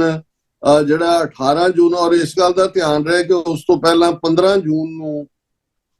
ਇੰਗਲੈਂਡ ਦੇ ਵਿੱਚ ਅਵਤਾਰ ਸਿੰਘ ਖੰਡਾ ਦਾ ਬਰਮਿੰਗਮ ਦੇ ਵਿੱਚ ਸ਼ੱਕੀ ਹਾਲਾਤ ਦੇ ਵਿੱਚ ਉਹਨਾਂ ਦੀ ਮੌਤ ਹੋਈ। ਔਰ ਉਸ ਤੋਂ ਆਲਮੋਸਟ ਮਹੀਨਾ ਸਵਾ ਮਹੀਨਾ ਪਹਿਲਾਂ 6 ਮਈ 2023 ਨੂੰ ਲਾਹੌਰ ਦੇ ਵਿੱਚ ਪਰਮਜੀਤ ਸਿੰਘ ਪੰਜਵੜ ਜਿਹੜੇ ਪਿਛਲੇ 25 ਸਾਲ ਤੋਂ ਉਸ ਗਵਾਂਢੀ ਮੁਲਕ ਦੇ ਵਿੱਚ ਖਾਲਿਸਤਾਨੀ ਜਿਹੜਾ ਐਕਟਿਵਿਸਟ ਦੇ ਤੌਰ ਤੇ ਸਨ, ਉਹਨਾਂ ਨੂੰ ਸਵੇਰ ਵੇਲੇ ਜਿਹੜਾ ਉਹ ਐਕਸਰਸਾਈਜ਼ ਕਰਦਿਆਂ ਗਰਾਊਂਡ ਦੇ ਵਿੱਚ ਮਾਰ ਦਿੱਤਾ ਗਿਆ ਸੀ। ਹੁਣ ਇਹਨਾਂ ਦਾ ਕਨੈਕਸ਼ਨ ਕਿਵੇਂ ਜੁੜਿਆ? ਜਦੋਂ ਅਮਰੀਕਾ ਨੇ ਨਿਖਿਲ ਗੁਪਤਾ ਨੂੰ ਉੱਥੇ ਅਰੈਸਟ ਕਰਵਾਇਆ ਔਰ ਇਹ ਗੱਲ ਸਾਹਮਣੇ ਆਈ ਜਿਹੜੀ ਕਿ ਨਵੰਬਰ ਦੇ ਵਿੱਚ, ਕਿਉਂਕਿ 3 ਮਹੀਨੇ ਬਾਅਦ ਜਦੋਂ 18 ਜੂਨ ਨੂੰ ਨਿੱਜਰ ਦਾ ਮਰਡਰ ਹੁੰਦਾ ਹੈ, ਠੀਕ 3 ਮਹੀਨੇ ਬਾਅਦ ਜਸਟਿਨ ਟਰੂਡੋ ਜਿਹੜੇ ਕੈਨੇਡਾ ਦੀ ਪਾਰਲੀਮੈਂਟ ਦੇ ਵਿੱਚ ਖਲੋ ਕੇ ਕਹਿੰਦੇ ਨੇ ਕਿ ਭਾਰਤ ਦੀਆਂ ਏਜੰਸੀਆਂ ਜਿਹੜੀਆਂ ਨੇ, ਭਾਰਤ ਇਨਵੋਲਵ ਹੈ ਇਸ ਦੇ ਮਰਡਰ ਦੇ ਵਿੱਚ। ਔਰ ਉਸ ਤੋਂ ਕੁਝ ਅਰਸਾ ਬਾਅਦ ਅਸੀਂ ਦੇਖਦੇ ਹਾਂ ਕਿ 6 ਟਾਪ ਡਿਪਲੋਮੈਟ ਭਾਰਤ ਦੇ ਕੈਨੇਡਾ ਦੇ ਵਿੱਚ, ਜਿਨ੍ਹਾਂ ਦੇ ਵਿੱਚ ਹਾਈ ਕਮਿਸ਼ਨਰ ਸੰਜੇ ਵਰਮਾ ਸ਼ਾਮਲ ਹੈ, ਉਹਨੂੰ ਜਿਹੜਾ ਪਰਸੋਨਾ ਨੌਨ ਗ੍ਰੈਟਾ ਕਿ ਇੱਥੋਂ ਨਿਕਲੋ ਮੁਲਕ ਚੋਂ, ਮੁਲਕ ਛੱਡਣ ਦੇ ਉੱਤੇ ਜਿਹੜਾ ਉਹਨਾਂ ਨੂੰ ਜਿਹੜਾ ਮਜਬੂਰ ਕਰ ਦਿੱਤਾ ਜਾਂਦਾ ਹੈ। ਹੁਣ ਇਧਰ ਜਦੋਂ ਇਹ ਨਿਖਿਲ ਗੁਪਤਾ ਨੂੰ ਉੱਥੇ ਫੜ ਲਿਆ ਜਾਂਦਾ ਹੈ ਔਰ ਨਵੰਬਰ ਮਹੀਨੇ ਦੇ ਵਿੱਚ ਜਦੋਂ ਚਾਰਜ ਸ਼ੀਟ ਫਾਈਲ ਕੀਤੀ ਜਾਂਦੀ ਹੈ ਤੇ ਇਹ ਸਾਹਮਣੇ ਆਉਂਦਾ ਹੈ ਕਿ ਨਿਖਿਲ ਗੁਪਤਾ ਨਿਊਯਾਰਕ ਦੇ ਇੱਕ ਆਪਣੇ ਵੱਲੋਂ ਤੋਂ ਉਹ ਜਿਹੜਾ ਕੰਟਰੈਕਟ ਕਿਲਰ ਦੇ ਨਾਲ ਗੱਲਬਾਤ ਕਰ ਰਿਹਾ ਸੀ, ਲੇਕਿਨ ਉਹ ਅਮਰੀਕਾ ਦੀ FBI ਦਾ ਅੰਡਰਕਵਰ ਏਜੰਟ ਸੀ, ਜਿਹਦੇ ਥੱਲੇ $1 ਲੱਖ ਦੇ ਵਿੱਚ ਸੌਦਾ ਹੋਇਆ ਕਿ ਗੁਰਪਤਵੰਤ ਸਿੰਘ ਪੰਨੂ ਜਿਹੜੇ ਕਿ ਲੀਗਲ ਐਡਵਾਈਜ਼ਰ ਨੇ ਸਿੱਖਸ ਫਾਰ ਜਸਟਿਸ ਤੇ, ਉਹਨਾਂ ਦਾ ਮਰਡਰ ਕਰਨਾ। ਔਰ ਉਸ ਦੇ ਲਈ ਈਵਨ ਇੱਕ ਵੈਨ ਦੇ ਵਿੱਚ ਆ ਕੇ $15,000 ਜਿਹੜਾ ਐਡਵਾਂਸ ਵੀ ਦੇ ਦਿੱਤਾ ਜਾਂਦਾ ਹੈ। ਸੋ ਜ਼ਾਹਰ ਹੈ ਕਿ ਕਿਉਂਕਿ ਅੰਡਰਕਵਰ ਏਜੰਟ ਦੇ ਨਾਲ ਹੀ ਹੋ ਰਿਹਾ ਸੀ ਇਹ ਸਾਰਾ ਕੁਝ ਜਿਹੜਾ ਹੈ, ਇਸ ਦਾ ਜਦੋਂ ਉਹਨਾਂ ਨੇ ਇਕੱਠਾ ਕੀਤਾ ਪੁਲੰਦਾ ਔਰ ਫਿਰ ਇਸ ਬੇਸ ਤੇ ਚੈਕ ਰਿਪਬਲਿਕ ਤੋਂ ਨਿਖਿਲ ਗੁਪਤਾ ਨੂੰ ਐਕਸਟ੍ਰਾਡਾਈਟ ਕਰਨ ਦੇ ਲਈ ਜਿਹੜੀ ਹੈ ਉਹ ਐਕਸਟ੍ਰਾਡੀਸ਼ਨ ਕੇਸ ਫਾਈਲ ਕੀਤਾ ਗਿਆ। ਔਰ ਉਹ ਸਾਲ ਤੋਂ ਬਾਅਦ ਲਗਭਗ ਨਿਖਿਲ ਗੁਪਤਾ ਨੂੰ ਲੈ ਕੇ ਅਮਰੀਕਾ ਦੇ ਲਾ ਐਨਫੋਰਸਮੈਂਟ ਏਜੰਟ ਜਿਹੜੇ ਨੇ ਇੱਥੇ ਸਾਊਦਰਨ ਡਿਸਟ੍ਰਿਕਟ ਨਿਊਯਾਰਕ ਚ ਆਏ ਔਰ ਉਹ ਉਹਨਾਂ ਨੇ ਫਾਈਲ ਕੀਤਾ। ਅੱਛਾ, ਇਨ ਦਾ ਮੀਨ ਟਾਈਮ ਜਦੋਂ ਉਹਨਾਂ ਨੇ ਫਰਦਰ ਇਨਵੈਸਟੀਗੇਸ਼ਨ ਕੀਤੀ, ਕਿਉਂਕਿ ਤੁਸੀਂ ਜਿਹੜੀ 2 ਦਿਨ ਪਹਿਲਾਂ ਐਡੀਸ਼ਨਲ ਆਲਮੋਸਟ 60 ਪੇਜ ਦੀ ਜਾਣਕਾਰੀ ਜਿਹੜੀ ਕਿ ਜੱਜ ਦੇ ਸਾਹਮਣੇ ਲਾ ਐਨਫੋਰਸਮੈਂਟ ਏਜੰਸੀਜ਼ ਨੇ ਲਿਆਂਦੀ ਹੈ, ਉਹ ਐਕਸਟ੍ਰਾਡੀਸ਼ਨ ਟ੍ਰੀਟੀ ਦੀ ਟਰਮਸ ਨਾਲੋਂ ਥੋੜੀ ਵੱਖਰੀ ਹੈ। ਉਹਦਾ ਰੀਜ਼ਨ ਕਿ ਜਦੋਂ ਉਹਨਾਂ ਨੇ 3-4 ਜਿਹੜੇ ਹੋਰ ਸੋਰਸ ਸੀ, ਗੂਗਲ ਵਾਲਾ ਪਾਰਟ, ਔਰ ਕਿਉਂਕਿ ਜਦੋਂ ਨਿਖਿਲ ਗੁਪਤੇ ਨੂੰ ਉਹਨਾਂ ਨੇ ਫੜਿਆ ਇਹਦੇ ਕੋਲ ਜਿਹੜਾ ਫੋਨ ਸੀ, ਇਹਨੇ ਵਲੰਟੈਰੀਲੀ ਉਹਨਾਂ ਦੇ ਪਾਸਪੋਰਟ ਵੀ ਦੇ ਦਿੱਤੇ ਉਹਨਾਂ ਨੂੰ। ਔਰ ਉੱਥੋਂ ਜਿਹੜੀ ਉਹਨਾਂ ਨੂੰ ਜਾਣਕਾਰੀ ਮਿਲੀ ਕਿ ਵੀ ਉਹ ਵਿਕਾਸ ਯਾਦਵ ਨਾਂ ਦਾ ਰਾਹ ਦਾ ਅਫੀਸ਼ੀਅਲ ਜਿਹੜਾ IPS ਰੈਂਕ ਹਰਿਆਣਾ ਕਾਡਰ ਦਾ, ਔਰ ਜਿਹੜਾ ਉਹ ਡੈਪੂਟੇਸ਼ਨ ਰਾਹ ਦੇ ਕੋਲ and very close to Ajit Doval, ਉਹਦੇ ਨਾਲ ਉਹ ਇਨ ਕਮਿਊਨੀਕੇਸ਼ਨ ਸੀ। ਔਰ ਉਹਦੇ ਜਿਉਂ-ਜਿਉਂ ਉਹਨਾਂ ਨੇ ਦੋਨੋਂ ਈਮੇਲਸ ਔਰ ਫਰਦਰ ਜਿਹੜਾ ਡਿਜੀਟਲ ਰਾਹੀਂ ਜਾਂ ਜਿਹੜਾ ਉਹਨਾਂ ਨੇ ਹੋਰ ਵੀ ਕੋਈ ਸੋਰਸ ਹੋਏਗਾ ਜਿਸ ਬਾਰੇ, ਕਿਉਂਕਿ ਕੁਝ ਕਲਾਸੀਫਾਈਡ ਜਾਣਕਾਰੀ ਹੈ, ਉਹ ਜਦੋਂ ਟ੍ਰਾਇਲ 'ਚ ਜਾਏਗਾ, ਇਹ ਹੁਣ ਜੇ ਤਾਂ ਜੱਜ ਨੇ ਡਿਸਾਈਡ ਕੀਤਾ ਵੀ ਜਿਊਰੀ ਉਹਨੂੰ ਦੇਖ ਸਕਦੀ ਹੈ, ਫਿਰ ਸਾਡੇ ਵੀ ਨੌਲੇਜ ਹੋਏਗਾ। ਪਰ ਜਿਹੜੀ ਗੱਲ ਮੀਡੀਆ ਰਾਹੀਂ ਸਾਹਮਣੇ ਆਈ ਜਾਂ ਇੱਕ ਐਡੀਸ਼ਨਲ ਫਾਈਲਿੰਗ ਰਾਹੀਂ ਸਾਹਮਣੇ ਆਈ ਕਿ ਇਹ ਗੱਲ ਸਿਰਫ ਔਰ ਚੈਕ ਰਿਪਬਲਿਕ ਤੋਂ ਅਮਰੀਕਾ ਨੇ ਆਗਿਆ ਲੈ ਲਈ ਕਿ ਵੀ ਅਸੀਂ ਐਕਸਟ੍ਰਾਡੀਸ਼ਨ ਦੇ ਉੱਤੇ ਚਾਰਜ ਤੋਂ ਇਲਾਵਾ ਵੀ ਇਸ ਦੇ ਉੱਤੇ ਡਿਫਰੈਂਟ ਚਾਰਜ ਲਾਉਣਾ ਚਾਹੁੰਦੇ ਹਾਂ। ਫਿਰ ਪਤਾ ਲੱਗਾ ਵੀ ਨਿਖਿਲ ਗੁਪਤਾ ਕੋਈ ਛੋਟੀ ਮੋਟੀ ਚੀਜ਼ ਨਹੀਂ ਹੈ, ਇਹ ਤਾਂ ਵੱਡੇ ਲੈਵਲ ਤੇ ਕਈ ਸਾਲਾਂ ਤੋਂ ਡਰੱਗਸ ਔਰ ਵੈਪਨ ਜਿਹੜਾ ਇਸ ਦੇ ਨਾਲ ਵੀ ਜੁੜਿਆ ਹੋਇਆ। ਔਰ ਕੁਝ ਕਨਵਰਸੇਸ਼ਨ ਜਿਵੇਂ ਵੀ ਹੁੰਦਾ ਹੈ ਕਿ ਜੀ ਉਹ ਇਹ ਕਹਿ ਰਿਹਾ ਵਿਕਾਸ ਯਾਦਵ ਦੇ ਨਾਲ ਕਿ ਤੂੰ ਇੱਥੋਂ ਜਿਹੜਾ ਕੋਕੇਨ ਦਾ ਜਹਾਜ਼ ਭਰ ਕੇ ਭੇਜ, ਅਸੀਂ ਵੈਪਨਸ ਭੇਜਦੇ ਹਾਂ। So additional charges money laundering, drug smuggling, weapon smuggling. ਔਰ ਇਹ ਵੀ ਸਾਹਮਣੇ ਆਇਆ ਕਿ ਭਾਈ ਇਹ ਜਿਹੜਾ ਇਸ ਤੋਂ ਠੀਕ ਪਹਿਲਾਂ ਇੱਕ ਕਿਲਿੰਗ ਨੇਪਾਲ 'ਚ ਹੁੰਦੀ ਹੈ, ਪਾਕਿਸਤਾਨ ਦੀ ਕਿਲਿੰਗ ਦਾ ਜ਼ਿਕਰ ਹੈ। ਔਰ ਮੈਨੂੰ ਇਹ ਲੱਗਦਾ ਹੈ ਕਿ ਪਰਮਜੀਤ ਸਿੰਘ ਪੰਜਵੜ ਵਾਲੇ ਪਾਰਟ ਨਾਲ ਵੀ ਇਹ ਜਾ ਕੇ ਲਿੰਕ ਜੁੜੇਗਾ। ਹਾਂ, ਔਰ ਜਿਹੜੀ ਕਨਵਰਸੇਸ਼ਨ ਓਪਨ ਚ ਅੰਡਰ ਕਵਰ ਦੇ ਨਾਲ ਕਰ ਰਿਹਾ ਹੈ, ਉਹ ਉਹਨੂੰ ਕਹਿ ਰਿਹਾ ਵੀ ਇਹ ਤਾਂ ਅਜੇ ਪਹਿਲਾ ਟਾਰਗੇਟ ਹੋਇਆ ਨਿੱਜਰ, ਆ ਦੇਖ। ਔਰ 2 ਘੰਟੇ ਦੇ ਵਿੱਚ ਉਹ ਪਿਕਚਰਾਂ ਵੀ ਭੇਜ ਦਿੰਦਾ ਹੈ, ਜਿਹਦੇ ਚ ਨਿੱਜਰ ਜਿਹੜਾ ਹੈ ਉਹ ਵਿਚਾਰਾ ਉਹਦੀ ਡਰਾਈਵਰ ਸੀਟ ਦੇ ਉੱਤੇ ਹੀ ਲੁੜਕਿਆ ਹੋਇਆ, ਉਹਦਾ ਸਿਰ ਇੱਕ ਪਾਸੇ ਹੈ। ਉਹਨੂੰ ਕਹਿੰਦਾ ਵੀ ਮਲਟੀਪਲ ਜਿਹੜੇ ਨੇ ਤੁਹਾਨੂੰ ਅਸੀਂ ਦਿਆਂਗੇ। ਔਰ ਮੈਂ ਇੱਥੇ ਇਹ ਵੀ ਦੱਸਦੇ ਹਾਂ ਕਿ ਵੀ ਇਮੀਡੀਏਟ 18 ਜੂਨ 2023 ਤੋਂ 3 ਦਿਨ ਬਾਅਦ, ਕਿਉਂਕਿ 23 ਜੂਨ ਨੂੰ ਪ੍ਰੈਜ਼ੀਡੈਂਟ ਬਾਈਡਨ ਦੇ ਨਾਲ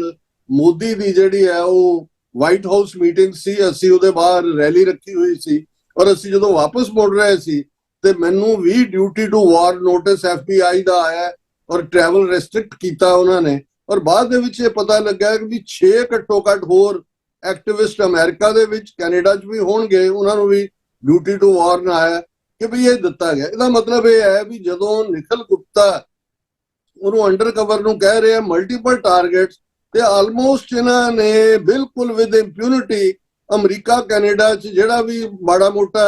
ਕੋਈ ਐਕਟਿਵਿਸਟ ਆ ਉਹਨੂੰ ਇਹਨਾਂ ਨੇ ਐਲੀਮੀਨੇਟ ਕਰਨਾ ਸੀ। ਸੋ ਇਹ ਇੱਕ ਦਿਲਚਸਪ ਕੇਸ ਬਣਿਆ। ਅੱਜ ਹੀ CBC ਦੀ ਤੁਸੀਂ ਸਟੋਰੀ ਦਾ ਹਵਾਲਾ ਦਿੱਤਾ ਹੈ, ਲੇਕਿਨ ਇਹ ਫੁੱਲ ਫਲੈਜਡ ਜਿਹੜੀ ਹੈ ਇਹ ਡਾਕੂਮੈਂਟੇਸ਼ਨ ਕੋਰਟ ਦੇ ਵਿੱਚ, ਔਰ ਡਿਫੈਂਸ ਜਿਹੜੇ ਉਹਨੇ ਅਟਾਰਨੀ ਖੜੇ ਕੀਤੇ ਹੋਏ ਨੇ ਨਿਖਿਲ ਗੁਪਤੇ ਨੇ, ਉਹਨੇ ਪਹਿਲਾਂ ਵਿਰੋਧ ਕੀਤਾ ਕਿ ਜੀ ਇਹ ਕੇਸ ਮੇਅਰ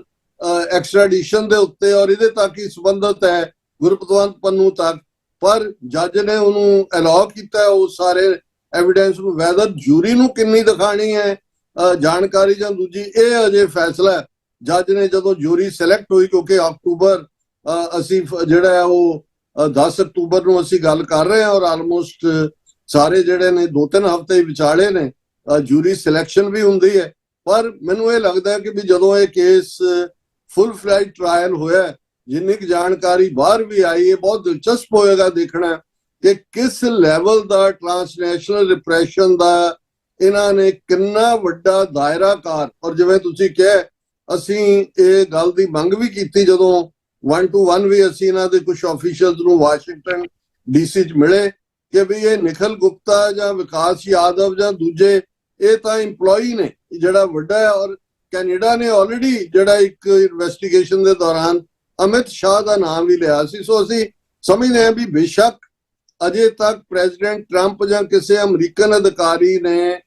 ਭਾਰਤ ਨਾਲ ਸਬੰਧਾਂ ਸੰਬੰਧੀ ਓਪਨਲੀ ਜਿਹੜਾ ਟੈਰਿਫ ਜਾਂ ਦੂਜਾ ਚੱਲ ਰਿਹਾ ਹੈ H1B ਦੇ ਉੱਤੇ ਪਾਬੰਦੀ ਜਾਂ ਵੀਜ਼ੇ ਐਤਕੀ 44% ਘਟਾ ਦਿੱਤੇ ਨੇ ਸਟੂਡੈਂਟਸ ਦੇ, H1B ਦੇ ਉੱਤੇ $1 ਲੱਖ ਦਾ ਐਡੀਸ਼ਨਲ ਜਿਹੜਾ ਅਪਲਾਈ ਕਰੇਗਾ ਉਹਨਾਂ ਨੂੰ ਦੇਣਾ ਪਏਗਾ, ਜਿਹੜਾ ਵੀ ਨਵੇਂ ਕਰਨਗੇ ਅਪਲਾਈ। ਲੇਕਿਨ ਅਜੇ ਤੱਕ ਮੈਨੂੰ ਲੱਗਦਾ ਵੀ ਇਹ ਫਾਈਨਲ ਸਟਿਕ ਇਹਨਾਂ ਨੇ ਰੱਖੀ ਹੋਈ ਹੈ। ਅਦਾਲਤੀ ਸਿਸਟਮ ਆਪਣਾ ਕੰਮ ਕਰ ਰਿਹਾ ਹੈ, ਪਰ ਅਜੇ ਪੋਲੀਟੀਕਲੀ ਅਦਰ ਦੈਨ ਕਿ ਕੈਲੀਫੋਰਨੀਆ ਦੇ ਦੋਨੋਂ ਹਾਊਸਿਸ ਨੇ ਟ੍ਰਾਂਸਨੈਸ਼ਨਲ ਰਿਪਰੈਸ਼ਨ ਦੇ ਉੱਤੇ ਲਾਅ ਐਨਫੋਰਸਮੈਂਟ ਵਾਲਿਆਂ ਦੀ ਟ੍ਰੇਨਿੰਗ ਲਈ ਫੰਡ ਰੱਖਣ ਦਾ ਕੀਤਾ ਹੈ, ਔਰ ਅਮਰੀਕਾ ਦੇ ਦੋਨੋਂ ਹਾਊਸਿਸ ਦੇ ਵਿੱਚ ਟ੍ਰਾਂਸਨੈਸ਼ਨਲ ਰਿਪਰੈਸ਼ਨ ਦੇ ਮੁੱਦੇ ਤੇ ਜਿੱਥੇ ਅੱਗੇ ਰਸ਼ੀਆ, ਚਾਈਨਾ, ਈਰਾਨ ਸੀ, ਉਹਦੇ ਚ ਇੰਡੀਆ ਵੀ ਸ਼ਾਮਲ ਕਰ ਲਿਆ ਗਿਆ। ਪਰ ਅਜੇ ਤੱਕ ਪੋਲੀਟੀਕਲੀ ਪ੍ਰੈਜ਼ੀਡੈਂਟ ਟਰੰਪ ਜਾਂ ਉਹਨਾਂ ਦੇ ਸੈਕਟਰੀ ਆਫ ਸਟੇਟ ਵੱਲੋਂ ਜਾਂ ਨੈਸ਼ਨਲ ਸਿਕਿਉਰਿਟੀ ਐਡਵਾਈਜ਼ਰ ਵੱਲੋਂ ਇਹਨੂੰ ਐਜ਼ ਏ ਇਸ਼ੂ ਇੰਡੀਆ ਦੇ ਨਾਲ ਬਿਹਾਈਂਡ ਦਾ ਡੋਰਸ ਤਾਂ ਹੋਏਗਾ, ਲੇਕਿਨ ਅਜੇ ਕੋਈ ਪਬਲਿਕ ਸਟੇਟਮੈਂਟਸ ਦੇ ਰੂਪ ਦੇ ਵਿੱਚ ਸਾਹਮਣੇ ਨਹੀਂ ਆਇਆ। ਓਕੇ ਡਾਕਟਰ ਸਾਹਿਬ, ਤੇ ਹੁਣ ਅਸੀਂ ਆਪਣੇ ਇਸ ਪ੍ਰੋਗਰਾਮ ਦੇ ਵਿੱਚ ਆਖਰੀ ਸਵਾਲ ਜਿਹੜਾ ਆ ਉਹ ਲੈਨੇ ਆ ਕਿ ਜਿਹੜੀ ਇਸ ਟਾਈਮ ਸਿਚੁਏਸ਼ਨ ਅਸੀਂ ਦੇਖ ਰਹੇ ਹਾਂ ਕਿ ਅਸੀਂ ਗੱਲ ਕੀਤੀ ਅਨਸਰਟੇਨਿਟੀ ਦੀ, ਕਿ ਦੁਨੀਆ ਇਸ ਗੱਲ ਬਾਰੇ ਬੜੀ ਸਪਸ਼ਟ ਆ, ਭਾਵੇਂ ਉਹ ਭਾਰਤ ਦਾ ਫੋਰਨ ਮਿਨਿਸਟਰ ਹੋਵੇ ਜੈ ਸ਼ੰਕਰ, ਇੱਥੋਂ ਤੱਕ ਕਿ ਨਰਿੰਦਰ ਮੋਦੀ ਨੇ ਜਿਹੜੀ RSS ਦੇ 100ਵੀਂ ਵਰ੍ਹੇਗੰਢ ਦੇ ਉੱਤੇ ਸਪੀਚ ਵੀ ਦਿੱਤੀ, ਉਹ 'ਚ ਵੀ ਕਲੀਅਰ ਕੱਟ ਸੀ ਕਿ ਉਹਨਾਂ ਨੂੰ ਵੀ ਇਹ ਕਲੀਅਰ ਆ ਕਿ ਹੁਣ ਦੁਨੀਆ ਬਦਲ ਰਹੀ ਆ, ਤੇ ਵੀ ਜਿਹੜੀ ਹੁਣ ਦੁਨੀਆ ਬਦਲਣੀ ਆ ਇਸ ਤੋਂ ਬਾਅਦ ਸ਼ਾਇਦ ਫਿਰ ਕਈ ਦਹਾਕੇ ਜਿਹੜੇ ਆ ਇਹ ਆਰਡਰ ਚੱਲਣਾ ਆ। ਤੇ ਇਹ ਜਿਹੜਾ ਸਮਾਂ ਸਿੱਖਾਂ ਦੇ ਲਈ ਆ ਕਿ ਪੰਜਾਬ ਦੇ ਵਿੱਚ ਅਸੀਂ ਦੇਖ ਰਹੇ ਹਾਂ ਕਿ ਸਿੱਖ ਅਵੇਕਨਿੰਗ ਉਹ ਨਜ਼ਰ ਵੀ ਆ ਰਹੀ ਆ, ਪਰ ਸਿੱਖ ਗਰਾਊਂਡ ਦੇ ਉੱਤੇ ਜਿਹੜਾ ਕੋਈ ਸਟਰਕਚਰ ਆ ਜਿਹੜਾ ਸਟਰਕਚਰ ਕਿਸੇ ਮੂਵਮੈਂਟ ਨੂੰ ਲੀਡ ਕਰ ਸਕੇ ਉਹਦੀ ਅਣਹੋਂਦ ਨਜ਼ਰ ਆਉਂਦੀ ਆ। ਤਾਂ ਜਿਹੜੀ ਓਵਰਆਲ ਇਹ ਸਿੱਖ ਪੋਲੀਟੀਕਲ ਸਿਚੁਏਸ਼ਨ ਆ ਤੇ ਉਹਦੇ 'ਚ ਉਹਨੂੰ ਤੁਸੀਂ ਕਿਵੇਂ ਅਸੈਸ ਕਰ ਰਹੇ, ਤੁਹਾਨੂੰ ਲੱਗਦਾ ਤੁਹਾਡੀ ਕੀ ਅਸੈਸਮੈਂਟ ਆ ਕਿ ਜਿਹੜਾ ਇਹ ਇੱਕ ਸ਼ਿਫਟ ਆ ਰਿਹਾ ਜਾਂ ਇਹ ਮੌਕਾ ਤਬਦੀਲੀ ਦਾ ਆ ਰਿਹਾ, ਸਿੱਖ ਇਸ ਬਾਰੇ ਮੌਕਾ ਨਹੀਂ ਖਿਚਾਉਣਗੇ? ਤੁਹਾਨੂੰ ਇਹਦੇ ਬਾਰੇ ਤੁਹਾਡਾ ਕੀ ਵਿਊ ਆ, ਤੇ ਜੇ ਤੁਹਾਨੂੰ ਲੱਗ ਰਿਹਾ ਵੀ ਕਿੱਥੇ ਕਮੀਆਂ ਘਾਟਾਂ ਨੇ, ਉਹ ਕਿਵੇਂ ਸਿੱਖ ਪੂਰੀਆਂ ਕਰ ਸਕਦੇ ਆ? ਦੇਖੋ, ਪੰਜਾਬ ਦੀ ਬਹੁਤਿਆਤ ਲੀਡਰਸ਼ਿਪ ਜਿਹੜੀ ਰਵਾਇਤੀ, ਜਿਨ੍ਹਾਂ ਨੂੰ ਅਸੀਂ ਅਕਾਲੀ ਕਹਿੰਦੇ ਆ, ਉਹ ਬਾਦਲ ਅਕਾਲੀ ਹੋਣ, ਉਹਨਾਂ ਚੋਂ ਨਿਕਲੇ ਸੁਧਾਰਵਾਦੀ ਹੋਣ, ਉਹਨਾਂ ਚੋਂ ਨਿਕਲੇ ਕੋਈ ਹੋਰ ਬੱਚੇ ਜਮੂਰੇ ਹੋਣ, ਉਹਨਾਂ ਦਾ ਹਾਲ ਤਾਂ ਤੁਸੀਂ ਇਸ ਲੈਵਲ ਤੋਂ ਹੀ ਅੰਦਾਜ਼ਾ ਲਾ ਲਓ ਕਿ ਅਮਰੀਕਾ ਦੇ ਸੈਕਟਰੀ ਆਫ ਡਿਫੈਂਸ ਨੇ ਜਰਨੈਲਾਂ ਦੀ ਮੀਟਿੰਗ 'ਚ ਉਹਨਾਂ ਨੂੰ ਜਿਹੜਾ ਉਹ ਹਿਊਮਿਲੀਏਸ਼ਨ ਦੀ ਲੈਂਗੁਏਜ, ਜਿੱਥੇ ਇਹ ਕਿਹਾ ਵੀ ਤੁਸੀਂ ਗੋਗੜਾਂ ਛੱਡੀਆਂ ਹੋਈਆਂ ਨੇ ਔਰ ਤੁਸੀਂ ਫਿੱਟ ਨਹੀਂ ਹੋ, ਵਾਲ ਵਧਾਏ ਹੋਏ ਨੇ, ਦਾੜੀਆਂ ਵਧਾਈਆਂ ਹੋਈਆਂ, ਇਹ ਡਿਸਪਲਿਨ ਹੋਏਗਾ, ਇਹ ਉਹ ਜਦੋਂ ਕਿ ਇੱਕ ਜਨਰਲ ਟਰਮ ਦੇ ਵਿੱਚ ਜਿਹੜਾ ਉਹ ਉਹਨਾਂ ਨੂੰ ਹਿਊਮਿਲੇਟ ਕਰ ਰਿਹਾ ਸੀ। ਨਾ ਕੋਈ ਡਿਫੈਂਸ ਡਿਪਾਰਟਮੈਂਟ ਨੇ ਆਰਡਰ ਕੱਢਿਆ ਕਿ ਜੀ ਬੀਅਰਡਸ ਔਰ ਹੇਅਰ ਜਾਂ ਟਰਬਨਸ ਨਾਲ ਤੁਸੀਂ ਸਰਵ ਨਹੀਂ ਕਰ ਸਕਦੇ, ਨਾ ਹੀ ਕੋਈ। ਲੇਕਿਨ ਤੁਸੀਂ ਇਹ ਦੇਖੋ ਵੀ ਜਿਵੇਂ ਤਾਬੜ ਤੋੜ ਸ਼੍ਰੋਮਣੀ ਕਮੇਟੀ ਪ੍ਰਧਾਨ ਸੁਖਵੀਰ ਬਾਦਲ, ਦੂਜੀ ਨਸਲ, ਅਮਰੀਕਾ ਨੂੰ ਅਸੀਂ ਦੱਸ ਦੇਣਾ ਚਾਹੁੰਦੇ ਹਾਂ ਮੁੱਢਲੀਆਂ ਆਜ਼ਾਦੀਆਂ ਕੀ ਹੁੰਦੀਆਂ, ਇਹ ਸਾਡੇ ਨਾਲ ਇਵੇਂ ਨਾ ਹੋਏ ਉਵੇਂ ਨਾ ਹੋਏ। ਔਰ ਤੁਸੀਂ ਦੇਖੋ ਵੀ ਜਿਹੜੇ ਉੱਥੇ ਜੋ ਕੁਝ ਹੋ ਰਿਹਾ ਹੈ, ਵੀ ਜੇ ਬਲਦੇਵ ਸਿੰਘ ਸਰਸੇ ਵਰਗਾ ਜਿਹੜਾ ਕਿਸਾਨੀ ਲੀਡਰ ਹੈ, ਉਹ ਆਪਣੇ ਨਾਲ ਇੱਕ ਸਿੰਘ ਹੋਰ ਹੈ, ਉਹਨੂੰ ਦਿੱਲੀ ਮੈਟਰੋ ਤੇ ਨਹੀਂ ਚੜ੍ਹਨ ਦਿੱਤਾ ਜਾਂਦਾ ਵੀ ਕਿਰਪਾਨ ਨਾਲ ਤੁਸੀਂ ਚੜ੍ਹ ਨਹੀਂ ਸਕਦੇ। ਜੁਡੀਸ਼ਰੀ ਦੇ ਐਗਜ਼ਾਮ ਦੇ ਵਿੱਚ ਗਏ ਜਿਹੜੇ ਸਿੱਖ ਬੱਚੇ ਅੰਮ੍ਰਿਤਧਾਰੀ ਨੇ ਔਰ ਸਿੱਖ ਬੱਚੀ, ਉਹਨਾਂ ਨੂੰ ਉਹ ਜਿਹੜੇ ਕੜੇ ਔਰ ਕਿਰਪਾਨਾਂ ਲਵਾ ਰਹੇ ਨੇ, ਔਰ ਬੇਅਦਬੀ ਦੀਆਂ ਘਟਨਾਵਾਂ। ਔਰ ਦੂਸਰਾ ਉਹਦਾ ਲਗਾਤਾਰਤਾ ਦੇ ਨਾਲ ਉਹ ਥਾਂ ਹੁਣ ਤਾਂ ਆਰਟੀਫੀਸ਼ੀਅਲ ਇੰਟੈਲੀਜੈਂਸ ਨੂੰ ਵਰਤ ਕੇ ਜਿਸ ਲੈਵਲ ਦੇ ਉੱਤੇ ਉਹ ਕਦੇ ਉਹ ਗੁਰਦੁਆਰਿਆਂ ਦੀ ਡਿਸਟਰਕਸ਼ਨ ਦਿਖਾਉਂਦੇ ਨੇ, ਕਦੇ ਹੋਰ ਕਰਦੇ ਨੇ, ਉੱਥੇ ਜਿਨ੍ਹਾਂ ਦੀ ਜ਼ਬਾਨ ਨਹੀਂ ਖੁੱਲਦੀ ਕਿਸੇ ਮੁੱਦੇ ਤੇ ਫੋਕਸ ਕਰਕੇ ਕੋਈ ਮੋਰਚਾ ਲਾਉਣਾ ਤਾਂ ਦੂਰ ਦੀ ਗੱਲ,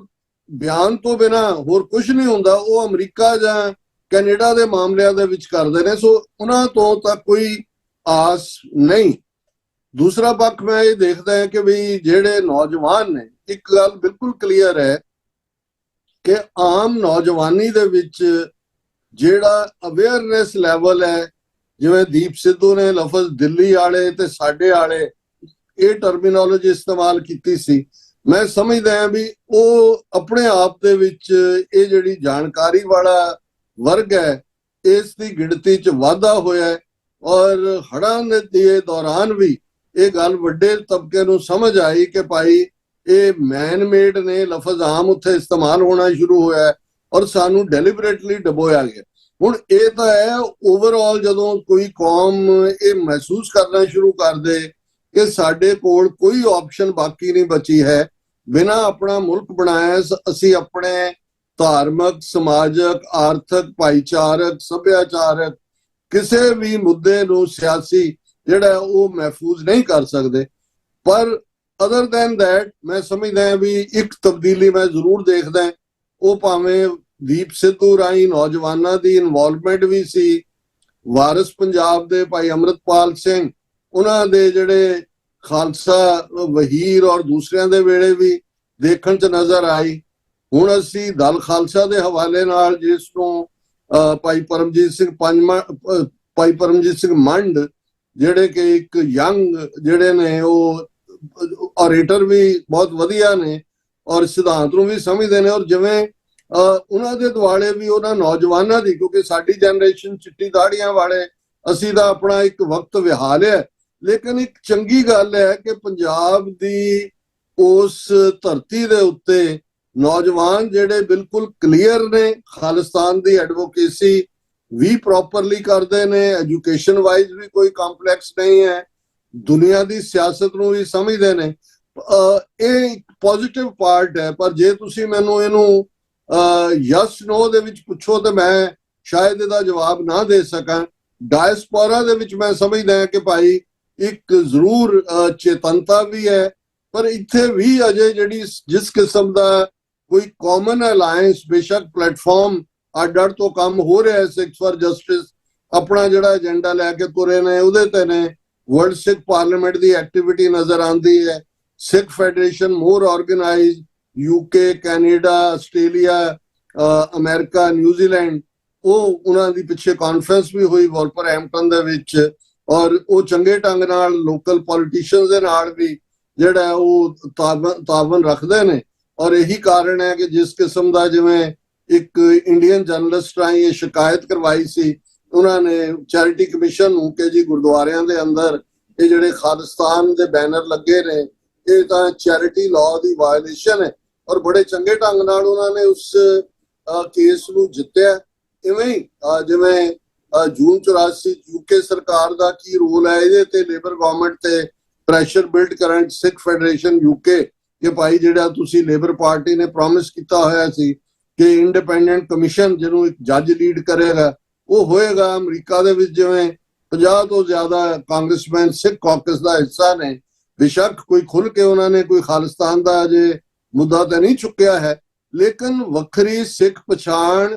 ਸਿੱਖ ਹੋਂਦ ਔਰ ਜਿਹੜਾ ਇੰਡੀਅਨ ਹਿੰਦੂਤਵਾਦ ਦੀ ਆਈਡੀਓਲੋਜੀ ਬਾਰੇ ਵੀ ਜਿਸ ਲੈਵਲ ਦੇ ਉੱਤੇ ਬਾਹਰ ਅੰਡਰਸਟੈਂਡਿੰਗ ਹੈ, ਮੈਨੂੰ ਇਹ ਲੱਗਦਾ। ਔਰ ਖਾਸ ਤੌਰ ਤੇ ਜੇ ਅਮਰੀਕਾ ਦੇ ਹਵਾਲੇ ਨਾਲ ਗੱਲ ਕਰਨੀ ਹੋਏ, ਇਹਨਾਂ ਦਾ ਨਾਰਥ ਈਸਟ ਦੇ ਵਿੱਚ ਇੰਟਰਸਟ। ਔਰ ਇਹਦੇ 'ਚ ਇੱਕ ਗੱਲ ਕਿਉਂਕਿ ਅਸੀਂ ਇਹਦੇ 'ਚੋਂ ਮਿਸ ਕੀਤੀ ਕਿ ਜਿਹੜੀ ਪੋਲੀਟੀਕਲ ਚੇਂਜ ਬੰਗਲਾਦੇਸ਼ ਦੇ ਵਿੱਚ ਹੋਈ, ਜਿਹੜੀ ਚੇਂਜ ਨੇਪਾਲ ਦੇ ਵਿੱਚ ਹੋਈ, ਬੇਸ਼ੱਕ 2 ਸਾਲ ਬਾਅਦ ਮੋਦੀ ਮਨੀਪੁਰ ਗਿਆ, ਲੇਕਿਨ ਉਹਦੇ ਆਉਣ ਤੋਂ 2 ਦਿਨ ਬਾਅਦ ਜਿਹੜਾ ਉੱਥੇ ਫਿਰ ਵਾਇਲੈਂਸ ਹੋਈ, ਅਸਾਮ ਰਾਈਫਲਸ ਦੇ 2 ਫੌਜੀ ਮਾਰੇ ਗਏ, ਔਰ ਉੱਥੇ ਬਿਲਕੁਲ ਜਿਹੜੀ ਹੈ ਉਹ ਕੁਕੀ ਟ੍ਰਾਈਬ ਜਿਹੜੇ 99% ਕ੍ਰਿਸਚੀਅਨਸ ਨੇ, ਮਾਈਤਾਈ ਹਿੰਦੂ ਟ੍ਰਾਈਬ ਜਿਹੜੇ 80% ਹਿੰਦੂ ਨੇ, ਬਾਕੀ ਉਹਨਾਂ ਚ ਮੁਸਲਮਾਨ ਵੀ ਨੇ, ਬਹੁਤ ਥੋੜੇ ਈਸਾਈ ਨੇ, ਉਹਨਾਂ ਦੇ ਵਿੱਚ ਇਵੇਂ ਹੀ ਲਾਈਨ ਖਿੱਚੀ ਹੋਈ ਹੈ ਜਿਵੇਂ 2 ਮੁਲਕਾਂ ਦੀਆਂ ਬਾਉਂਡਰੀਜ਼ ਹੁੰਦੀਆਂ ਨੇ। ਔਰ ਇਹੀ ਤਬਦੀਲੀ ਜਿਹੜੀ ਹੈ ਜਿਹਨੂੰ ਜਨਰੇਸ਼ਨ Z ਕਰਕੇ ਜਾਂ ਜਨ Z ਕਰਕੇ ਜਾਣਿਆ ਜਾਂਦਾ ਹੈ, ਇਹ ਨਾਰਥ ਈਸਟ ਦੇ ਵਿੱਚ ਅਮਰੀਕਨ ਇਨਫਲੂਐਂਸ ਕਾਫੀ ਵਧਿਆ। ਔਰ ਜਿਹੜੀ ਇੱਕ ਬਿਹਾਈਂਡ ਦਾ ਕਰਟਨਸ ਗੱਲ ਚੱਲ ਰਹੀ ਹੈ ਕਿ ਅਲਟੀਮੇਟਲੀ ਅਮਰੀਕਾ ਇੱਕ ਪਾਸੇ ਜਿੱਥੇ ਚਾਈਨਾ ਦੇ ਨਾਲ ਅੰਡਰਸਟੈਂਡਿੰਗ ਲੈਵਲ ਵੀ ਪੈਦਾ ਕਰ ਰਿਹਾ ਹੈ, ਉੱਥੇ ਆਪਣਾ ਰੋਲ ਉਸ ਖਿੱਤੇ 'ਚ ਵਧਾਉਣ ਦੇ ਲਈ ਅਫਗਾਨ ਤਾਲਿਬਾਨ ਤੋਂ ਬੈਡਗਾਮ ਜਿਹੜਾ ਉਹ 에ਅਰਪੋਰਟ ਦੀ ਮੰਗ ਵੀ ਕਰ ਰਿਹਾ, ਜਿਹੜਾ ਸਭ ਤੋਂ ਵੱਡਾ, ਔਰ ਇਹਨਾਂ ਨੇ ਉਹਨੂੰ ਕਾਫੀ ਬਿਲਡ ਕੀਤਾ, ਐਕਸਪੈਂਡ ਕੀਤਾ। ਔਰ ਨਾਰਥ ਈਸਟ ਦੇ ਵਿੱਚ ਉਹ ਇੰਡੀਪੈਂਡੈਂਟ ਇੱਕ ਜਿਵੇਂ ਉਹਨਾਂ ਦਾ ਇਨਫਲੂਐਂਸ ਨੇਪਾਲ ਔਰ ਈਵਨ ਜਿਹੜਾ ਹੁਣ ਬੰਗਲਾਦੇਸ਼ ਦੇ ਹਵਾਲੇ ਨਾਲ ਚੋਣਾਂ ਹੋਣੀਆਂ ਨੇ ਉਦੋਂ ਵੀ, ਔਰ ਸ੍ਰੀਲੰਕਾ ਵੀ, ਇਹ ਸਾਰੇ ਜਿਹੜੇ ਨੇ ਇਹਨਾਂ 'ਚੋਂ ਇਹ ਨਜ਼ਰ ਆਉਂਦਾ ਵੀ ਉਹ ਇੱਕ ਕ੍ਰਿਸਚੀਅਨ ਮੁਲਕ ਦੇ ਤੌਰ ਦੇ ਉੱਤੇ, ਕਿਉਂਕਿ ਤੁਸੀਂ ਪਿਛਲੇ ਦਿਨਾਂ ਹੀ ਦੇਖਿਆ ਹੋਣਾ ਕਿ ਵਿਦਿਨ ਬੰਗਲਾਦੇਸ਼ ਵੀ ਜਿਹੜੇ ਉਹਨਾਂ ਦੇ ਉੱਪਰ ਚੱਕਮਾ ਟ੍ਰਾਈਬ ਨੇ ਜਿਹੜੇ ਕ੍ਰਿਸਚੀਅਨ ਨੇ 100%, ਉਹਨਾਂ ਨੇ ਵੀ ਰਿਬੈਲੀਅਨ ਕੀਤਾ। ਸੋ ਕਈ ਕੁਝ ਚੱਲ ਰਿਹਾ, ਕਿਉਂਕਿ ਜਦੋਂ ਬਾਅਦ 'ਚ ਪਤਾ ਲੱਗਦਾ ਹੁੰਦਾ 20-25-30 ਸਾਲ ਬਾਅਦ ਜਦੋਂ ਡੀਕਲਾਸੀਫਾਈ ਜਾਣਕਾਰੀਆਂ ਹੁੰਦੀਆਂ ਨੇ ਕਿ ਕਿੱਥੇ ਕਿਹਦੀ ਦਿਲਚਸਪੀ ਸੀ, ਲੇਕਿਨ ਇਹਦੇ 'ਚ ਕੋਈ ਸ਼ੱਕ ਨਹੀਂ ਹੈ ਕਿ ਅਮਰੀਕਾ ਦੀ ਸਾਊਥ ਏਸ਼ੀਆ ਦੇ ਵਿੱਚ ਵੀ ਔਰ ਸੈਂਟਰਲ ਏਸ਼ੀਆ ਦਾ ਆਬਵੀਅਸਲੀ ਵੱਡਾ ਪਾਰਟ, ਔਰ ਇਹੀ ਕਾਰਨ ਹੈ ਕਿ ਜਿਹਦੀ ਕਨਫਰਮੇਸ਼ਨ ਹੋਈ ਹੈ as a ambassador to India Sergio, ਔਰ ਇਹ ਉਹਨੂੰ ਕੱਲਾ ਸਰਜੀਓ ਨੂੰ ਇੰਡੀਆ ਦੇ ਵਿੱਚ ਹੀ ਅਮਰੀਕਾ ਨੇ ਐਮਬੈਸਡਰ ਨਹੀਂ ਲਾਇਆ, ਉਸ ਨੂੰ ਸਾਊਥ ਏਸ਼ੀਆ ਤੇ ਸੈਂਟਰਲ ਏਸ਼ੀਆ ਦਾ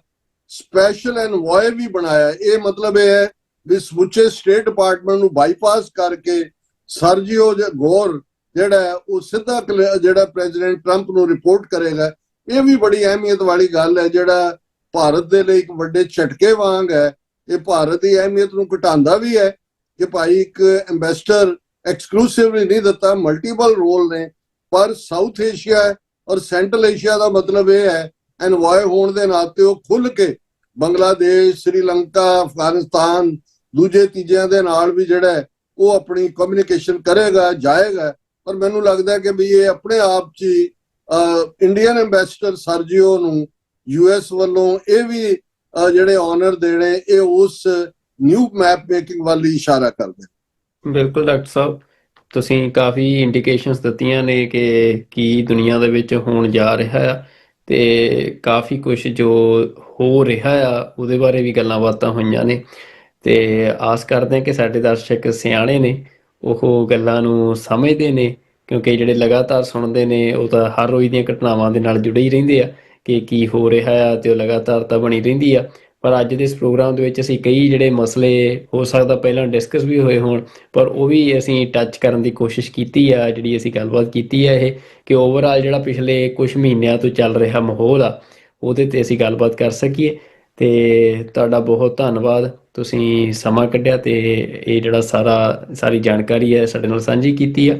ਤੇ ਟੀਵੀ 84 ਦੇ ਸਾਰੇ ਦਰਸ਼ਕਾਂ ਦਾ ਵੀ ਅਸੀਂ ਧੰਨਵਾਦ ਕਰਦੇ ਹਾਂ ਕਿ ਤੁਸੀਂ ਲਗਾਤਾਰ ਟੀਵੀ 84 ਹੱਕ ਸੱਚ ਦੀ ਆਵਾਜ਼,